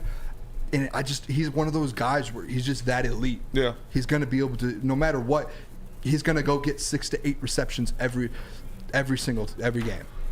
Chris, you've been quiet today. How do you feel about Amon-Ra St. Brown and what he can do next year? I feel like the range ultimately is where he's going to be like 10 to probably like 6 or 7 in the league. Like, he will get better. But I think as far as like his range goes in the NFL amongst receivers, this is about what he will be. Mm-hmm. He'll continue to elevate and get better, but the elite will stay the elite. And I think that type of consistency that he brings doesn't always lead to people ranking you in that top tier. I think what you see in that top tier is the dynamic electric playmakers where Amon-Ra is just, he's 7'11", he's consistent, he's always open, you can always count on him. And while that is a skill that we greatly appreciate, I think that's one that will kind of keep him in that 10 to 7 range. Because, I mean, how does he really get that much better? Because, I mean, the dude already just doesn't drop balls as is. Like, yeah. How do you get much better than where he's at right now? I think he will, but I think he'll stay kind of in this same tier, if that makes sense. For sure. I agree with what you said about like where he's at right now is probably going to be where he's at for a while, just because people view those big body X outside receivers at a higher clip than they do a guy like Amon-Ra St. Brown, to no fault of his own, but like a Jamar Chase or AJ Brown. That's one conversation I've had with Lucas is those guys can go get a deep ball. Amon-Ra is a little more limited on that. Like, you're not going to go throw the ball down the field 40 yards down the field for him and he's going to go up and get it. But he's going to make plays. He's going to catch every ball that comes his way, and he's going to get 8+ targets a game, and he just does not drop passes. So it is different than the Jamar Chase, Justin Jefferson. Like, that's why very careful of being like, oh, he's going to be on that level, because I don't think he gets to that Justin Jefferson, Jamar Chase, Devontae Adams level, just because he just realistically doesn't have that in his game. Yeah, he doesn't have that deep ball where he can go out and get it. Mm-hmm. But his game that he has is still elite, and he's elite at what he does. Doesn't drop passes. Doesn't drop anything. He gets 8 to 10 targets a game, and he catches every single one. Fantasy monster. And yards after catch is unbelievable. Like, he goes and makes plays. Yeah. So I wrote him out to a fantasy championship like his rookie year. Picked him up like 5 games in, and then he was just getting 20 points every fucking week, dude. That's elite. It was awesome. If you picked him up, oh yeah, it was awesome. I loved it. But we'll be right back with another segment. We're going to do buy and sell up next. But Chris, tell us about Swiss Insurance. Yeah, I mean, look, the Lions got good insurance with Amon-Ra St. Brown. Like I said, he's always open. But now that summer's here, it's important that you are properly covered, and Swiss Insurance is the place for that. Whether it's a grad party or just a group of people over enjoying the lake or the pool, Swiss Insurance has you covered. Check them out at SwissINS.com. Again, that's Mark at SwissINS.com. This is the Woodward Heavyweights. We'll be right back, baby. Woodward Avenue, the first paved road in America. Woodward Sports, the first sports network born in Detroit and made for Detroit. Introducing the Planet Fitness Guide to getting that post-workout glow. Step 1. What's your why? More epic energy? Better sleep? Blow off steam? Step 2. Join Planet Fitness for just $10 a month and get moving in our clean and spacious clubs. Step 3. Bask in that post-workout glow. Join Planet Fitness today for just $10 a month. Join today at any of the 50-plus Detroit area locations. The Sports Marketing Agency would not be who we are without great community partners like Higuera Health and Carol Zuniga. It's an awesome opportunity to partner with your organization. Higuera Health is a comprehensive behavioral health organization. We serve children through older adults with mental health, substance use, and developmental disabilities across Western Wayne counties, and really excited to now be in downriver communities as well. Give us a call at 734-458-4601. Your childhood may be over, but playtime is not. Outdoor Equipment Company is your source for outdoor power equipment, sales, service, and parts. Carrying top brands such as Bad Boy, Ellis, Tractor, Steel, and more. Servicing the Great Lakes region with locations in Metro Detroit and Greater Lansing. For more information, visit us at OutdoorEquipCo.com. Outdoor Equipment Co., your power equipment playground. What up, though, everybody, and welcome back to the Woodward Heavyweights live on WoodwardSports.com. Make sure you like and share the stream. If you're listening on an audio platform, leave a 5-star review. 1, 2, 3, 4, 5. 5-star. 5 stars. He can't count to 5, but he wants to leave a 5-star review. 1, 4, 5, 6. He's right. Good job. 5-star. So this is Booner filling in for Easy. We got Chris Platty in the TD booth, Lucas Klotz on the 1s and 2s, and I'm Spencer Axter. We just got done talking about Amon-Ra St. Brown, where he's listed amongst NFL wide receivers, and if we think that is fair or not. Now, let's get into buy or sell. Oh, buy or sell. Buy or sell. One of our favorite segments. I got some questions. We'll go around the room, and you guys can tell me if you're buying or selling. First things first, Chauncey Gardner-Johnson will be a Pro Bowler next year. Oh, buy. Buy. I can't do it like Easy, but I'm buying that. I mean, he led the league in interceptions last year. Easy. On this defense, he's gonna be elite for us. He's gonna be the leader of that defense. Him and Kirby. Tracy Wall. I mean, yeah, I think he gets another probably 5 or 6 interceptions this year. Lead us to an NFC North championship in the Pro Bowl. Hopefully he's not playing in the Pro Bowl, though. There you go. Lucas? Child, please. This is easy. The best fucking safety in the NFL. You think he's not going to make a Pro Bowl? He's good. Who? Buying or selling? Oh, I'm buying. Oh, he's buying. I'm investing heavy stock. Ooh, heavy stocks. Going crypto. Him and Curb. Heavies. Him and who? Curb. Both of them. Both? Jordan Poyer and Micah Hyde did it. You don't think they can? That's a good point. That's a good point. Chris? I'll put some Dogecoin on it. You put some Dogecoin on it. But no, this is an easy buy. I mean, like we said, one of the best, if not the best safety in the NFL last year, going to an elite defense and a team that everybody loves, will have the narrative if they succeed. It's an easy blueprint. Blueprint. I agree. I'm buying this one. I think he was tied for the league in interceptions last year. He's going to have more freedom out there. He's going to be flying around making plays. Like what Chris said about them having the narrative. Like if the Lions win 11 games, win the division, they're going to get a lot of Pro Bowlers because it'll be the narrative. So, yeah, give me Chauncey Gardner-Johnson in the Pro Bowl. Next up, Jameson Williams will have over 800 receiving yards this season. I am selling that so fast. Whoa! Realistically, he hates you guys did this Jameson Williams. You heard it here first. No, you guys did this segment a couple months ago. Like, how many yards? Like, what is your projection for Jameson Williams? Everyone was like, 800, 900. And I did the math. I broke it down. Just really break it down. I don't know what the math was. I'm going to try to right now. Okay. No, I can't count to 5. That's fair. But 800, how many games is he going to realistically play in? 11. 11? All right, take one away because he's going to have that one where he's not with the team for 6 weeks. So let's say 10. He has to get 80 yards per game through that span. Go look at last year, the players that had 80 yards per game. It just didn't, like, I think there might have been like a handful of dudes. We can look it up now. I got it. Keep talking. But like, I get the hype. I love Jameson Williams. I hope he's a Pro Bowler for this Lions team. I hope we sign him, and I hope he does a ton for us. But 800 yards when you're only playing in 10 or 11 games, to me, that's like Justin Jefferson number. That's an Amon-Ra. Amon-Ra probably only averaged 80 yards per game. When you're coming into an offense where you haven't been with for 6 weeks, and you're throwing him in there with Amon-Ra St. Brown, Jahmyr Gibbs, David Montgomery, Sam Laporta, Marvin Jones. Like, you have dudes already there, and he's going to have big games. He's going to have multiple 100-yard games. He's going to have a ton of touchdowns. But 800 in 10 games, that's tough to ask for, I think. Like, when you break it down and you look at what other dudes do around the league, like, I would like to, I'm interested to see this list of guys who averages 80 yards per game in the NFL. I would have to say Justin Jefferson, Stephon Diggs, Amon-Ra's probably close, not even there. Devontae Adams. Go. Am I missing anyone in the chat? I don't know, but that is an insane 80 yards per game is Chase, a lot. A.J. Brown, Devontae Adams, Stephon Diggs, Cooper Kupp, Tyreek Hill, and Justin Jefferson. So you guys are all, everyone in this room, you're going to tell me he's going to go in there and be one of those guys after sitting out for 6 weeks. Justin Jefferson averaged 106 yards per game. I should see all sell in the chat right now. If we're just being, like, if we want to buy and be like, oh, I really hope he does it. Like, I do too. Let's be realistic. If I don't see a sell in the chat.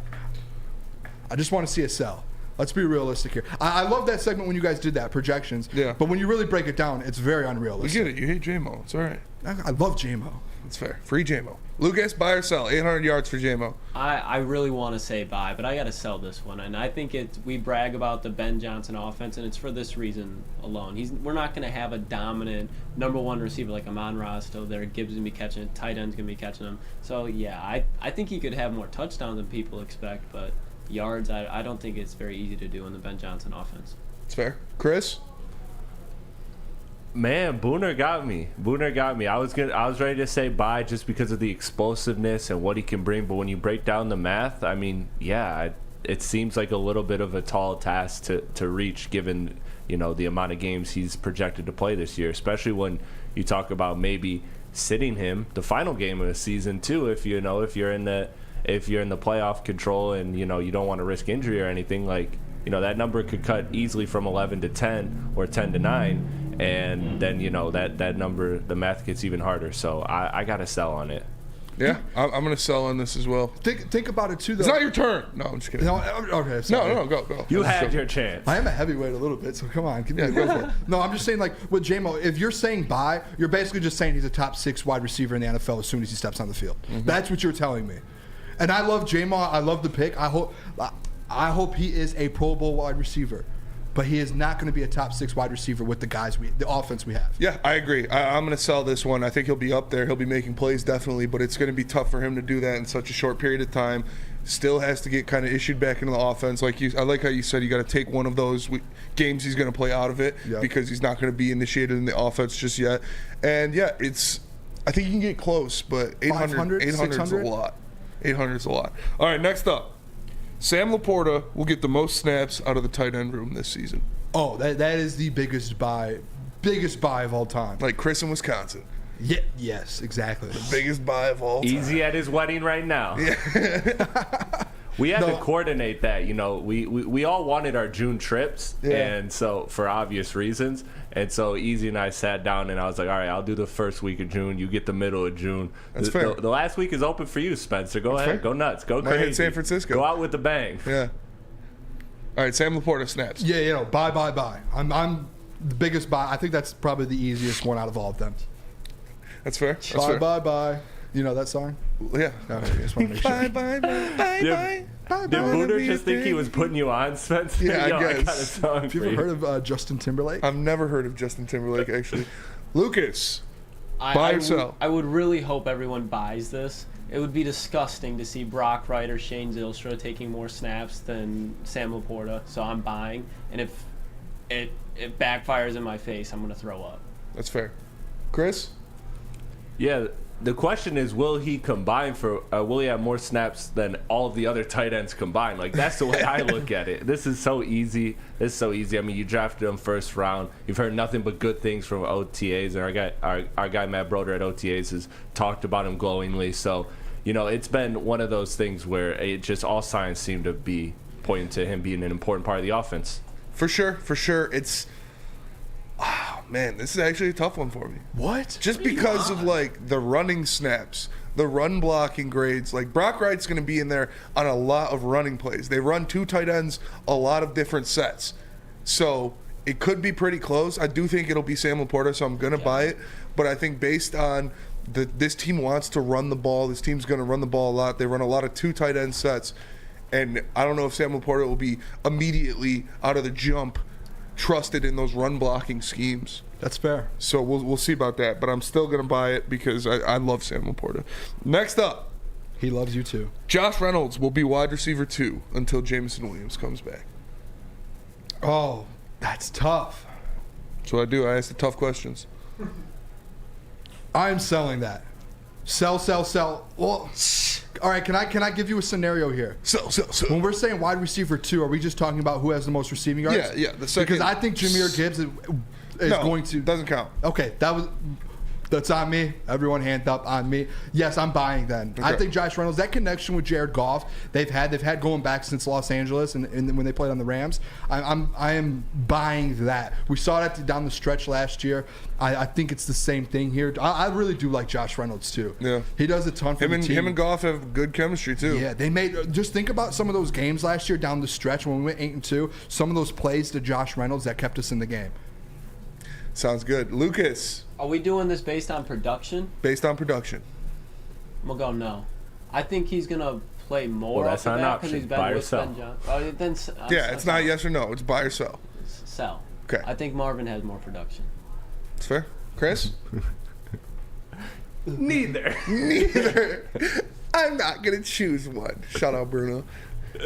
No, I'm gonna buy this one. Again, the chemistry with Goff makes me lean that way, but I feel like the Lions won't really have a second receiver. It'll just be Amon-Ra St. Brown in a collection of pieces. It will be Gibbs. It will be Laporta. It will be Josh Reynolds. Marvin Jones Jr. will have his time. Like, I feel like it's just gonna be by committee for the second spot. But if I had to pick a second spot, it's gonna be Josh Reynolds. I was gonna say statistically there has to be a second guy. I'm gonna buy this because I think that him and Goff already have a strong connection together. I think Josh Reynolds will get less like coverage or less eyes on him than Marvin Jones. And so people think it'll be Marvin Jones, but I think it's going to be Josh Reynolds because they already have the comfortability, and he's shown that he can go out there and he can make plays. Last one. Jalen Duren will be top 5 in rebounds and blocks next year. Bro, you just hit me with the Pistons one out of nowhere. You're wearing a Pistons hat? That was just a pop. Oh, Pistons hat, yeah, shout out. Actually, really? I'm buying that. Let's fucking go! I'm not going to break my hat, but bye. I'm buying Jalen Duren all day. He's going to be an elite. He's going to be like a Robert Williams type guy, I think, for this team. Like, he's going to average 10+ rebounds a game. A block and a half a game, and he's going to be elite. He's going to get more time than he did last year. He's going to be a big piece of this Detroit Pistons team, especially with Cade coming back. That's fair. He's going to have a big role with Cade coming back. Lucas? Oh, I'm buying. This dude, I think he could potentially be top 2 in blocks, and I don't think it would be hard for him at all to get 10 rebounds a game, and he's going to be doing it younger than me. It's insane. It is pretty crazy. He's How built old is like he, a fucking grown 19, man. 19. Can't even drink yet. Yeah. In Canada, Chris? you can. What was it? Was it rebounds or Top blocks? 5 in blocks and rebounds. Blocks and rebounds?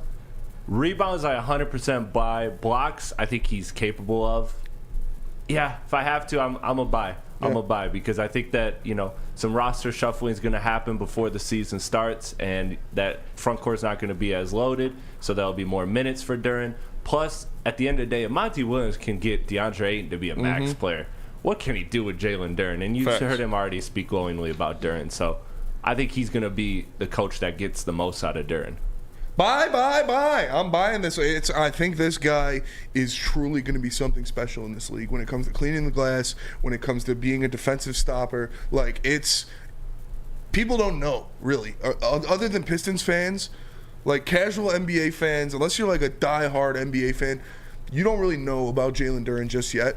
Pistons fans, we got to see him in those games last year. We got to see him as a fucking 18-year-old man, because that's what he's fucking built like a brick shithouse. And he was out there playing like a man, making plays, cleaning shit off the glass, rebound. Like, I remember Paul George talked about him on his fucking podcast and was like, you know, you'll like feel out a big guy if you feel like you can get a rebound over him or something. So like you put your body into him and see what goes on. He's like, and I did that to Jalen Duren. I was like, oh, this cat's different. Like he is a fucking monster, and he's going to be let loose.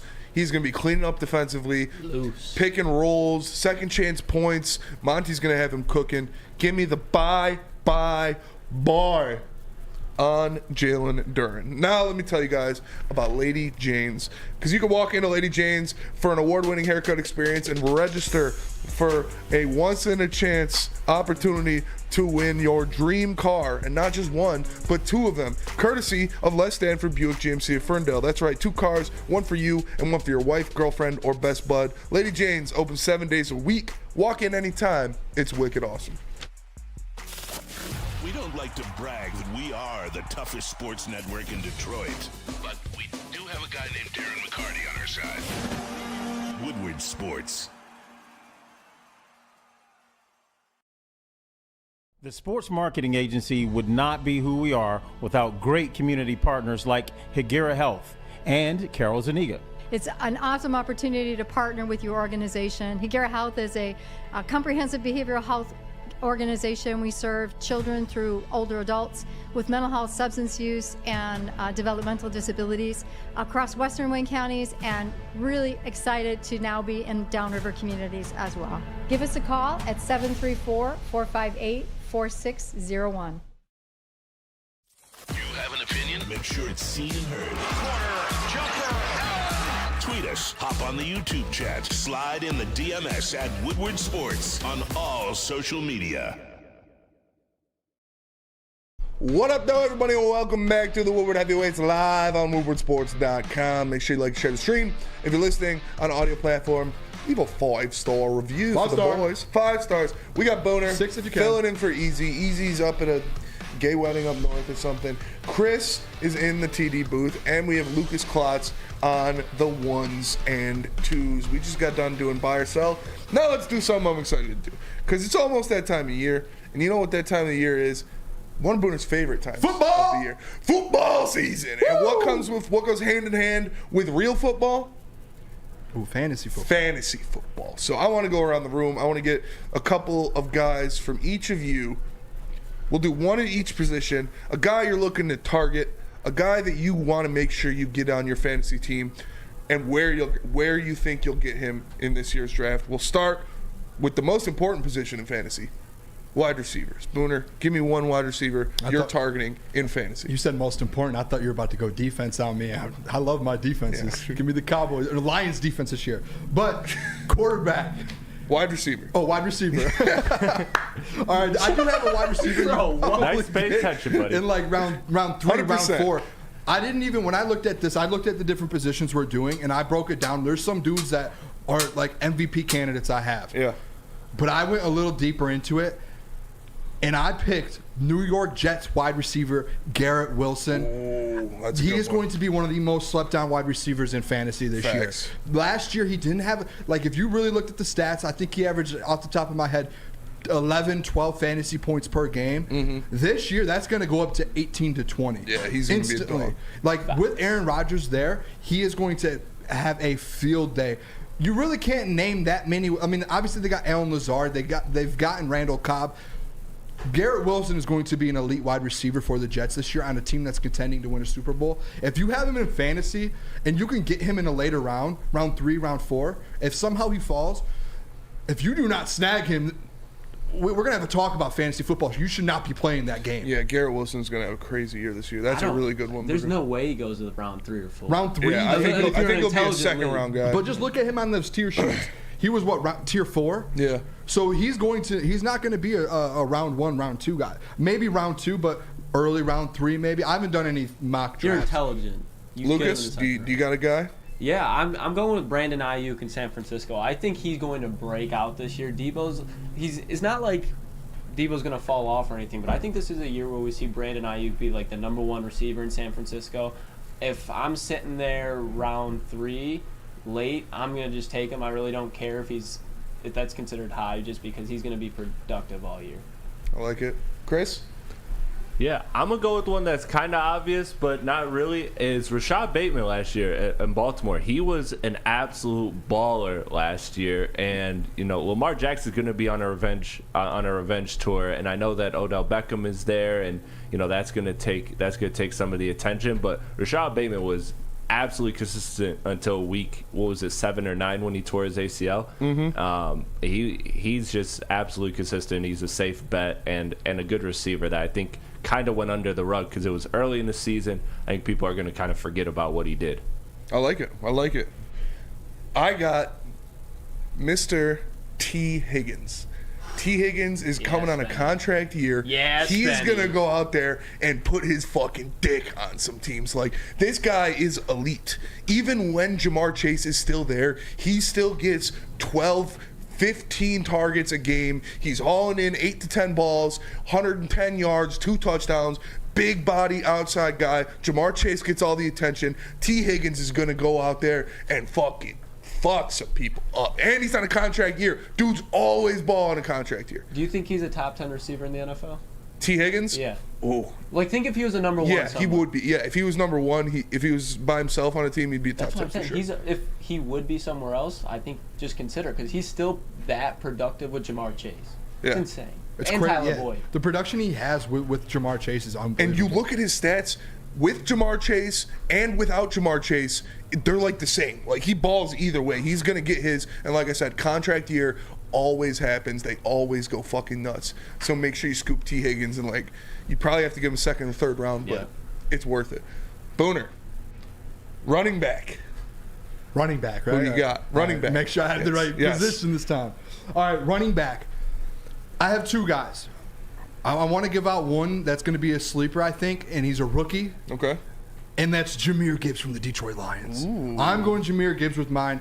Like I said, he is going to have 1,000 all-purpose yards. He's probably going to have 6 to 8 touchdowns. And when you break it down as a running back 2 or a flex spot guy, a guy that's going to be in the flex on the offense, someone that's going to be catching passes. If you're in a PPR league, he's a gold mine because he's going to get multiple catches a game. He's going to get 50, 60 plus yards, a touchdown. That is what you want with value. I like that. And I do want to throw out one more. Okay. Contract year, Philadelphia Eagles, DeAndre Swift. Let's be complete. You just said a contract. Shut the fuck up. Nah, I understand what we're talking about here. Let's go running back who plays fucking 4 games a year. Get the fuck out of here. Are we going to be honest, or are we going to just lie? What have we seen his whole career? Do you want me to be honest with you? Fucking 5 games. Contract year, DeAndre Swift will have a year, and everyone's going to look back and be like, oh, the lie. No, it's a contract year. Dudes have years in their contract year doesn't think his fucking glass bubble. Look what Josh Jacobs did before they franchised Josh Jacobs didn't have injury problems his entire career. He did. No, he didn't. No, not no, like he that. didn't. I'm just saying, hey, remember this from Booner. Contract year, DeAndre Swift, get him on your fantasy team. Trust me. Where are you taking him? You got to draft him. Yeah, I'll take him round 4. I don't know. DeAndre Swift. Well, just leave it there. Leave it there. Just let it be. The take has I don't been know where these set. guys are going. Let it be. No fucking DeAndre Swift, way. round 4 in fantasy from Booner. Book it. He's a running Booner back bets, too. baby. If you're building a fantasy team and you go get 2 wide receivers or a 2 running backs and a wide receiver, he's in a running back 2 who's on a contract year. When I build a fantasy team, I go, if I get a running back in the first 3 rounds, it's going to be first round, and then I go wide receiver, wide receiver, wide receiver. And tight end. Buy a Spenny. You just talked about T. Higgins in his contract year. Yeah, because T. Higgins doesn't have a fucking injury-prone career. Do not hit me with, he won't have. No, running backs have contract years. Josh Jacobs just did it. Josh Jacobs isn't injury-prone. DeAndre Swift's going to find the way to stay on the field. You know it. That's a fact. Kind of magic. And that it is a fact. running back room's loaded. All right, who else do they have? Anyways, yeah. Who else is in the running back room? Kenneth Gainwell, who's a strictly Come pass on, catching. don't I tell him. fuck with Kenny Gainwell. Oh wait, yeah, okay. Boston Scott's pretty solid He'll have too. 30 yards. His prop every Didn't week is they like signed 26 somebody and a else half. too? I think. Rashad Penny. Yeah, But he's not going to be coming catching off of anytime. what ACL. Well, DeAndre Swift has a consistent ACL. It might as well be an ACL. He's out fucking every other week. If he stays healthy on a contract year, that's a guy you want on your team. It's a fact. Lucas, running back. Who do you got? Look, I think Tampa's going to be a shitstorm this year, but in fantasy, Rashad White's going to be a dog. I like He's that. going to be getting a lot of checkdowns. I don't think Baker's going to be starting the whole season, so it's going to be quarterback Corso, and they're going to be checking down the running back all year. And you even saw with Brady this year, like, he's nice. He's nice. He's explosive. He's not the biggest back, but he can still run in between the tackles and everything you want out of a receiving back. I like that. Chris? Well, believe it or not, Lucas actually stole mine. So the other one I have, let's keep with the hometown. I know we mentioned one of the backs, but let's mention the other, David Montgomery. I mean, how many times have we talked about, this guy just being the king of breaking tackles, and then you add a great offensive line to that, and you've seen what that did with Jamal Williams last year, so you know that an even better back can do maybe even more things. I mean, we'll see how much he's leaned on and all of that, but the dude has all the potential in the world to be one of the top running backs in the NFL. And if not to draft Josh Allen, put him as your running back. I have two as well. One of them is like a guy you should get in the first round if he's there, because I think he's going to have a stupid fucking good season. What are you going to say? Kenneth Walker the third. Yeah. K9, they're not going to be able to load the box against the Seahawks at all. With the trio of receivers they have, with Ty Lockett, DK Metcalf, and now Jackson Smith and Jigba, they are not going to be able to put anybody in the box. Kenneth Walker is going to have a nasty season, like offensive player of the year caliber season. Like, I could see him going for like 1,300 yards, fucking 15 touchdowns. Like, I think this guy is going to have a nasty season. I would take him in the first round. I would take Kenneth Walker in the first round. And then another guy that I think is going to fall a little bit, that was like a first or second round pick last year, but because he got injured, he's going to fall a little bit, and I think he's going to have he's on my list for comeback player of the year, Javonte Williams. Like, that guy is a fucking monster. When you watch him run the ball, he runs angry, he runs aggressive, he runs through people, and you know what Sean Payton likes to do? Sean Payton likes to run the fucking ball. Like, you saw it with Mark Ingram. You saw it with Alvin Kamara. Like, it's Drew Brees, and that offense was known for throwing, but they ran the ball a lot, too, and those running backs got taken care of. So Javonte Williams coming back for the Broncos, I think he's going to be healthy. I think he's going to be ready to go, and he is going to have a very good season. I like Javonte Williams a lot. Do you know who we left off that's probably going to have the best fantasy year? Who? Austin Eckler. Austin, yeah. He another contract contract year. Through these contracts things in the sun, and he's like literally betting Dude on had himself. like 4 less catches than Stephon Diggs. Yeah, last he year. averaged the most 22 fantasy points per game, most out of any running back. He gets 107 receptions. That is unbelievable. He had 23 touchdowns. Like, that is insane. If you can get Austin Eckler, I almost would pick him top 3. Like, he behind Christian McCaffrey, though, right? Christian McCaffrey could also just Christian go. McCaffrey, but just a contract year, a guy like Austin Eckler, the way he was last year, the #1 running back, and you're getting him on a year where he literally took a chance on himself. Yeah. That's scary, dude. I might take him 1 overall. Broder makes a good point, too. Travis Etienne. I had him last year in like 3 leagues. He started off slow, but then at the end of the year, he was balling. So I like Travis Etienne, too. But I just think Javonte Williams, you could get him. Like, if he didn't get injured, he would have been a first or second round pick this year. You could probably get him in the 4th round now because of the injury that he's coming off of. That is a guy I'd look at to try to grab. We'll be back with a couple more positions, but first, Chris, tell us about Dispo. Yes, sir. It's my pleasure to tell you about Dispo. Easy works there, but he doesn't do the read this good. Elevate your senses and embrace harmony of nature at Dispo Dispensary. Whether you're a seasoned connoisseur or new on your plant life journey, Dispo has over 10 locations with experienced bud tenders like Easy ready to serve your needs. Visit disposhops.com today. That's DISPO shops.com, your local plug. Woodward Avenue, the first paved road in America. Woodward Sports, the first sports network born in Detroit and made for Detroit. Since the dawn of moving people, Chevrolet has led the way. The world of transportation is changing. At Feldman Chevrolet, we are leading the charge forward. With every electric vehicle, every mile traveled, one Feldman at a time. The company that puts more Chevys on Michigan roads is now the #1 name for Chevy electric vehicles.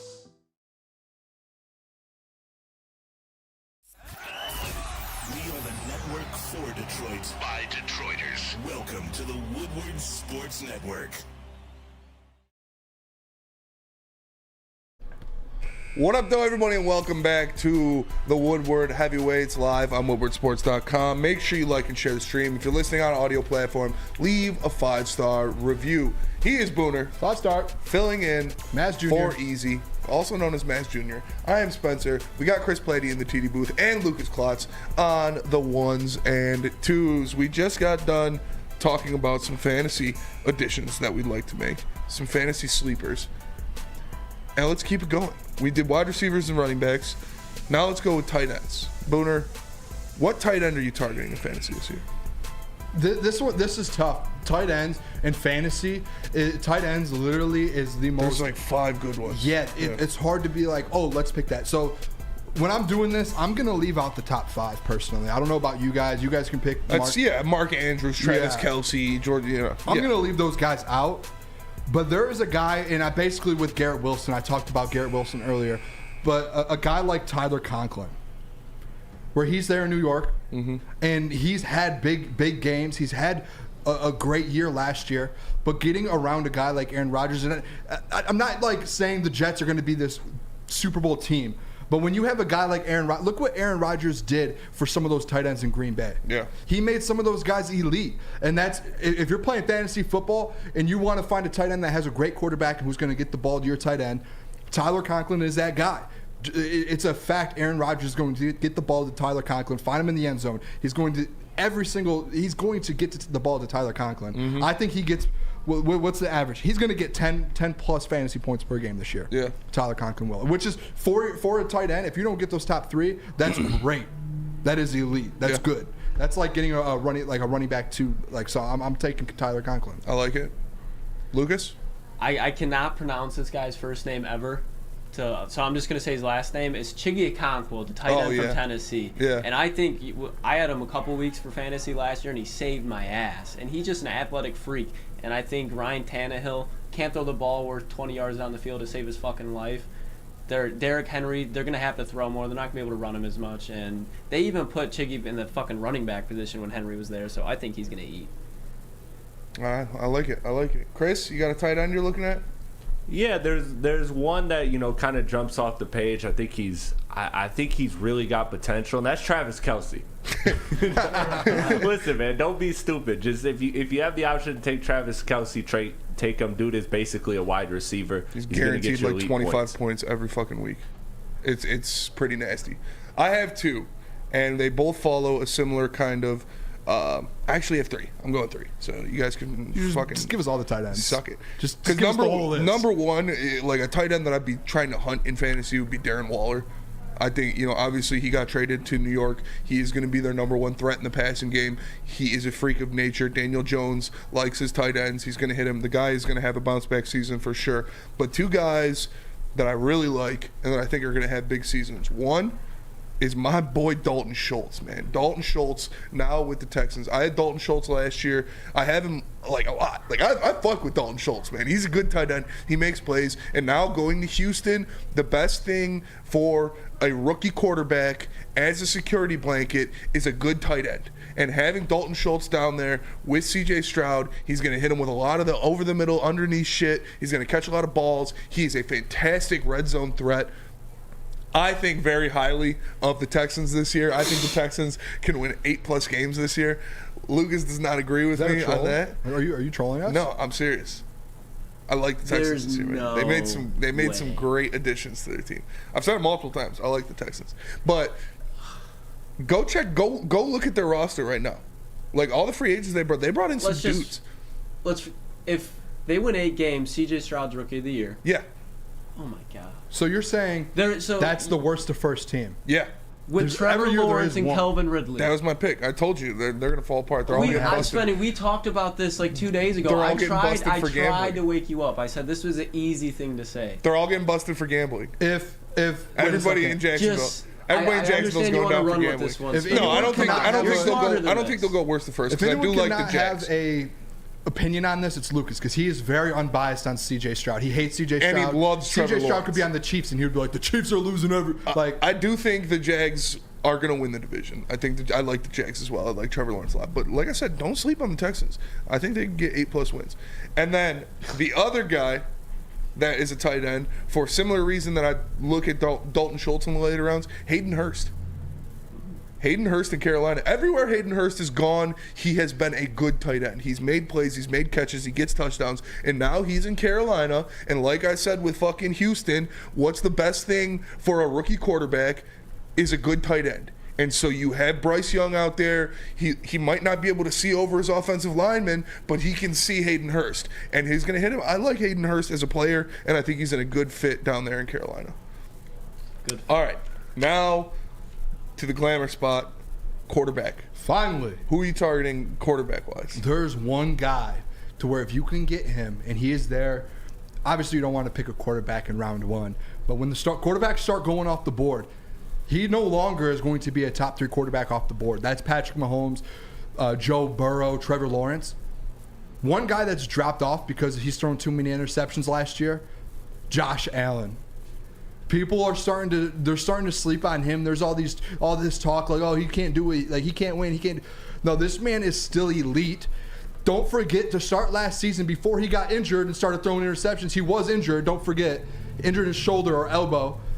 He was the MVP favorite last year. He doesn't just throw the ball. He's one of the best quarterbacks on the ground as well. And when you're looking at fantasy, that's what you want. I don't think he's going to be the quarterback, just only the quarterback 1 in fantasy this year. I think I'm on the Josh Allen MVP train this year. Yeah. So I think Josh Allen, he's not going to be one of the first quarterbacks off the board. But once you see those guys start to go, Joe Burrow, Trevor Lawrence, snag Josh Allen as quick as you can, because he's going to be, I'm convinced he's QB1 this year in fantasy football. I like it. So Lucas? Is there really any question who I I'm already taking? know what you're going to say, and that's what Trevor Lawrence. C.J. Stroud. Trevor Lawrence. Yeah. Because people also forget about how athletic Trevor Lawrence is. And I think he can have a decent rushing season. Not going to be like running him, but just picking up those first downs. Yeah, nice little extra point there. He's going to be full of those. You're on the Josh Allen MVP train. I'm on the Trevor Lawrence MVP train. I like it. Chris? Listen, if you've been watching the heavyweights, you know where I'm about to go with this. Geno Smith. The dude has an absolutely star-studded trio of wide receivers to throw to. Plus, he can also be mobile and rush himself. So you have all of the ingredients you need to have just monster fantasy numbers. Geno Smith is a guy that I think people will be a little bit late to the party with. I got 2 of them again. I know. I got 2 of everything. Got 2 balls, but it's me too. So Lucky. number 1, I wanted Trevor Lawrence, but I knew Lucas was going to take him, so I had to think in the outside AFC South. Oh my God! I think Trevor Lawrence is going to put up MVP type numbers this year, and another guy I think is going to put up MVP type numbers this year is Justin Herbert. Ooh. Justin Herbert's going to go out there and he's going to sling it, man. He's got weapons, he's got an offense now. Obviously, he's got to deal with Brandon Staley, so we'll figure out what's going on with that. But they added Quentin Johnston. They got him some more numbers. And even though he doesn't win as many games as other quarterbacks, they choked in the playoffs, he's still a great fantasy quarterback. So give me Justin Herbert. And I heard the J come off, and I thought you were saying Jared Goff. Speaking of great fantasy quarterbacks who don't win as many games, but a guy that I'm targeting this year in pretty much all of my fantasy drafts, and I'm glad Easy isn't here for this, but it's Justin Fields. Thank you. Justin Fields, I know what you guys think. I'm a lot higher on Justin Fields, definitely than Easy, and definitely than most people in the chat. I'm not saying this is a guy that I'm going to build my franchise with or anything, but as a fantasy quarterback, Justin Fields puts up fucking numbers. And now that he has a very good receiving trio in Chase Claypool, Darnell Mooney, and DJ Moore, that will just add to his throwing the ball. On top of we know what he can do with his legs. The dude almost led the league in fucking rushing yards last year. Like, this is a guy that puts up fantasy numbers for you no matter what. You know the 2 out of the 3 receivers you named he had last season. No, Darnell Mooney was hurt all year. He didn't get Fair. Chase Claypool until like week Yeah, but 10. Chase Claypool didn't do anything. And I'm pretty sure Chase Claypool might not be on the Bears at some points coming up soon. It looks like. I have a tight end that we didn't bring up that Spenny might like. It's Cole Kmet. Cole Kmet, I like Cole I think Kmet. the field's going to open up for him this year. And I think Darnell Wright is going to be fucking good. Like, I just think he's going to be good, man. Obviously, their offensive line fucking sucks, but he was my favorite tackle prospect in this draft. He was one of my favorite offensive line prospects in this draft, and I think he'll come out there and make an immediate impact for their offensive line. I mean, it doesn't get much, like, it can't get much worse than it was last year, but I'm just saying Justin Fields in fantasy, he's going to put up some fucking numbers. That's interesting because I'm not big on this Bears. I still think this Bears team goes out there and gets 4 wins. Yeah, so but do when I. you do look So at do the I. fantasy side of things, it's hard to just look at Justin Fields and say, no, he's not going to put numbers up because he is. I think the Bears will go out there and they'll get 6 to 7 wins. Okay, and I think Justin Fields is going to put up very good fantasy numbers. He potentially could be a top 10 fantasy quarterback. Yeah, and when you're he's looking going to be at a top 5 fantasy quarterback. I don't know. He was about a top that. 5 That's one too- this year. Yeah, he was top 5 this year. When he was though? playing, yeah, he literally I would like to look climbed. at it. He had like 1,400 rushing yards. Let's just not throw random things out there, boys. He wasn't top 5. I don't think he finished because he got hurt. But like when he was going on that streak, he was a top 5 guy. Yeah. Okay, I'll admit.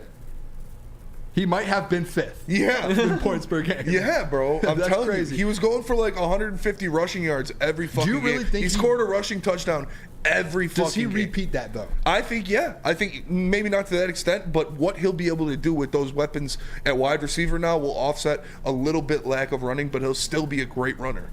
I could see him going for over 1,000 yards on the ground this year again. But let me tell you guys about Guardian Alarm. Because Guardian Alarm offers you customized solutions from real experts. Their professional technicians take the time to recommend security and automation solutions specific to your needs. They also have 24/7 professional monitoring. You can call them anytime, day or night, and know a Guardian Alarm team member will stay on the phone as long as needed. And of course, they have technology backed by people. Your safety and security deserves technology that's been proven to work and people who have been proven to care. So call them at 1-800-STAY-OUT. That's 1-800-STAY-OUT, and let them know Woodward Sports sent you. The only sports network in Detroit that starts with a W.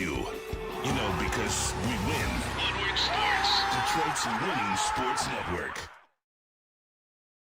Introducing the Planet Fitness Guide to getting that post-workout glow. Step 1. What's your why? More epic energy? Better sleep? Blow off steam? Step 2. Join Planet Fitness for just $10 a month and get moving in our clean and spacious clubs. Step 3. Bask in that post-workout glow. Join Planet Fitness today for just $10 a month.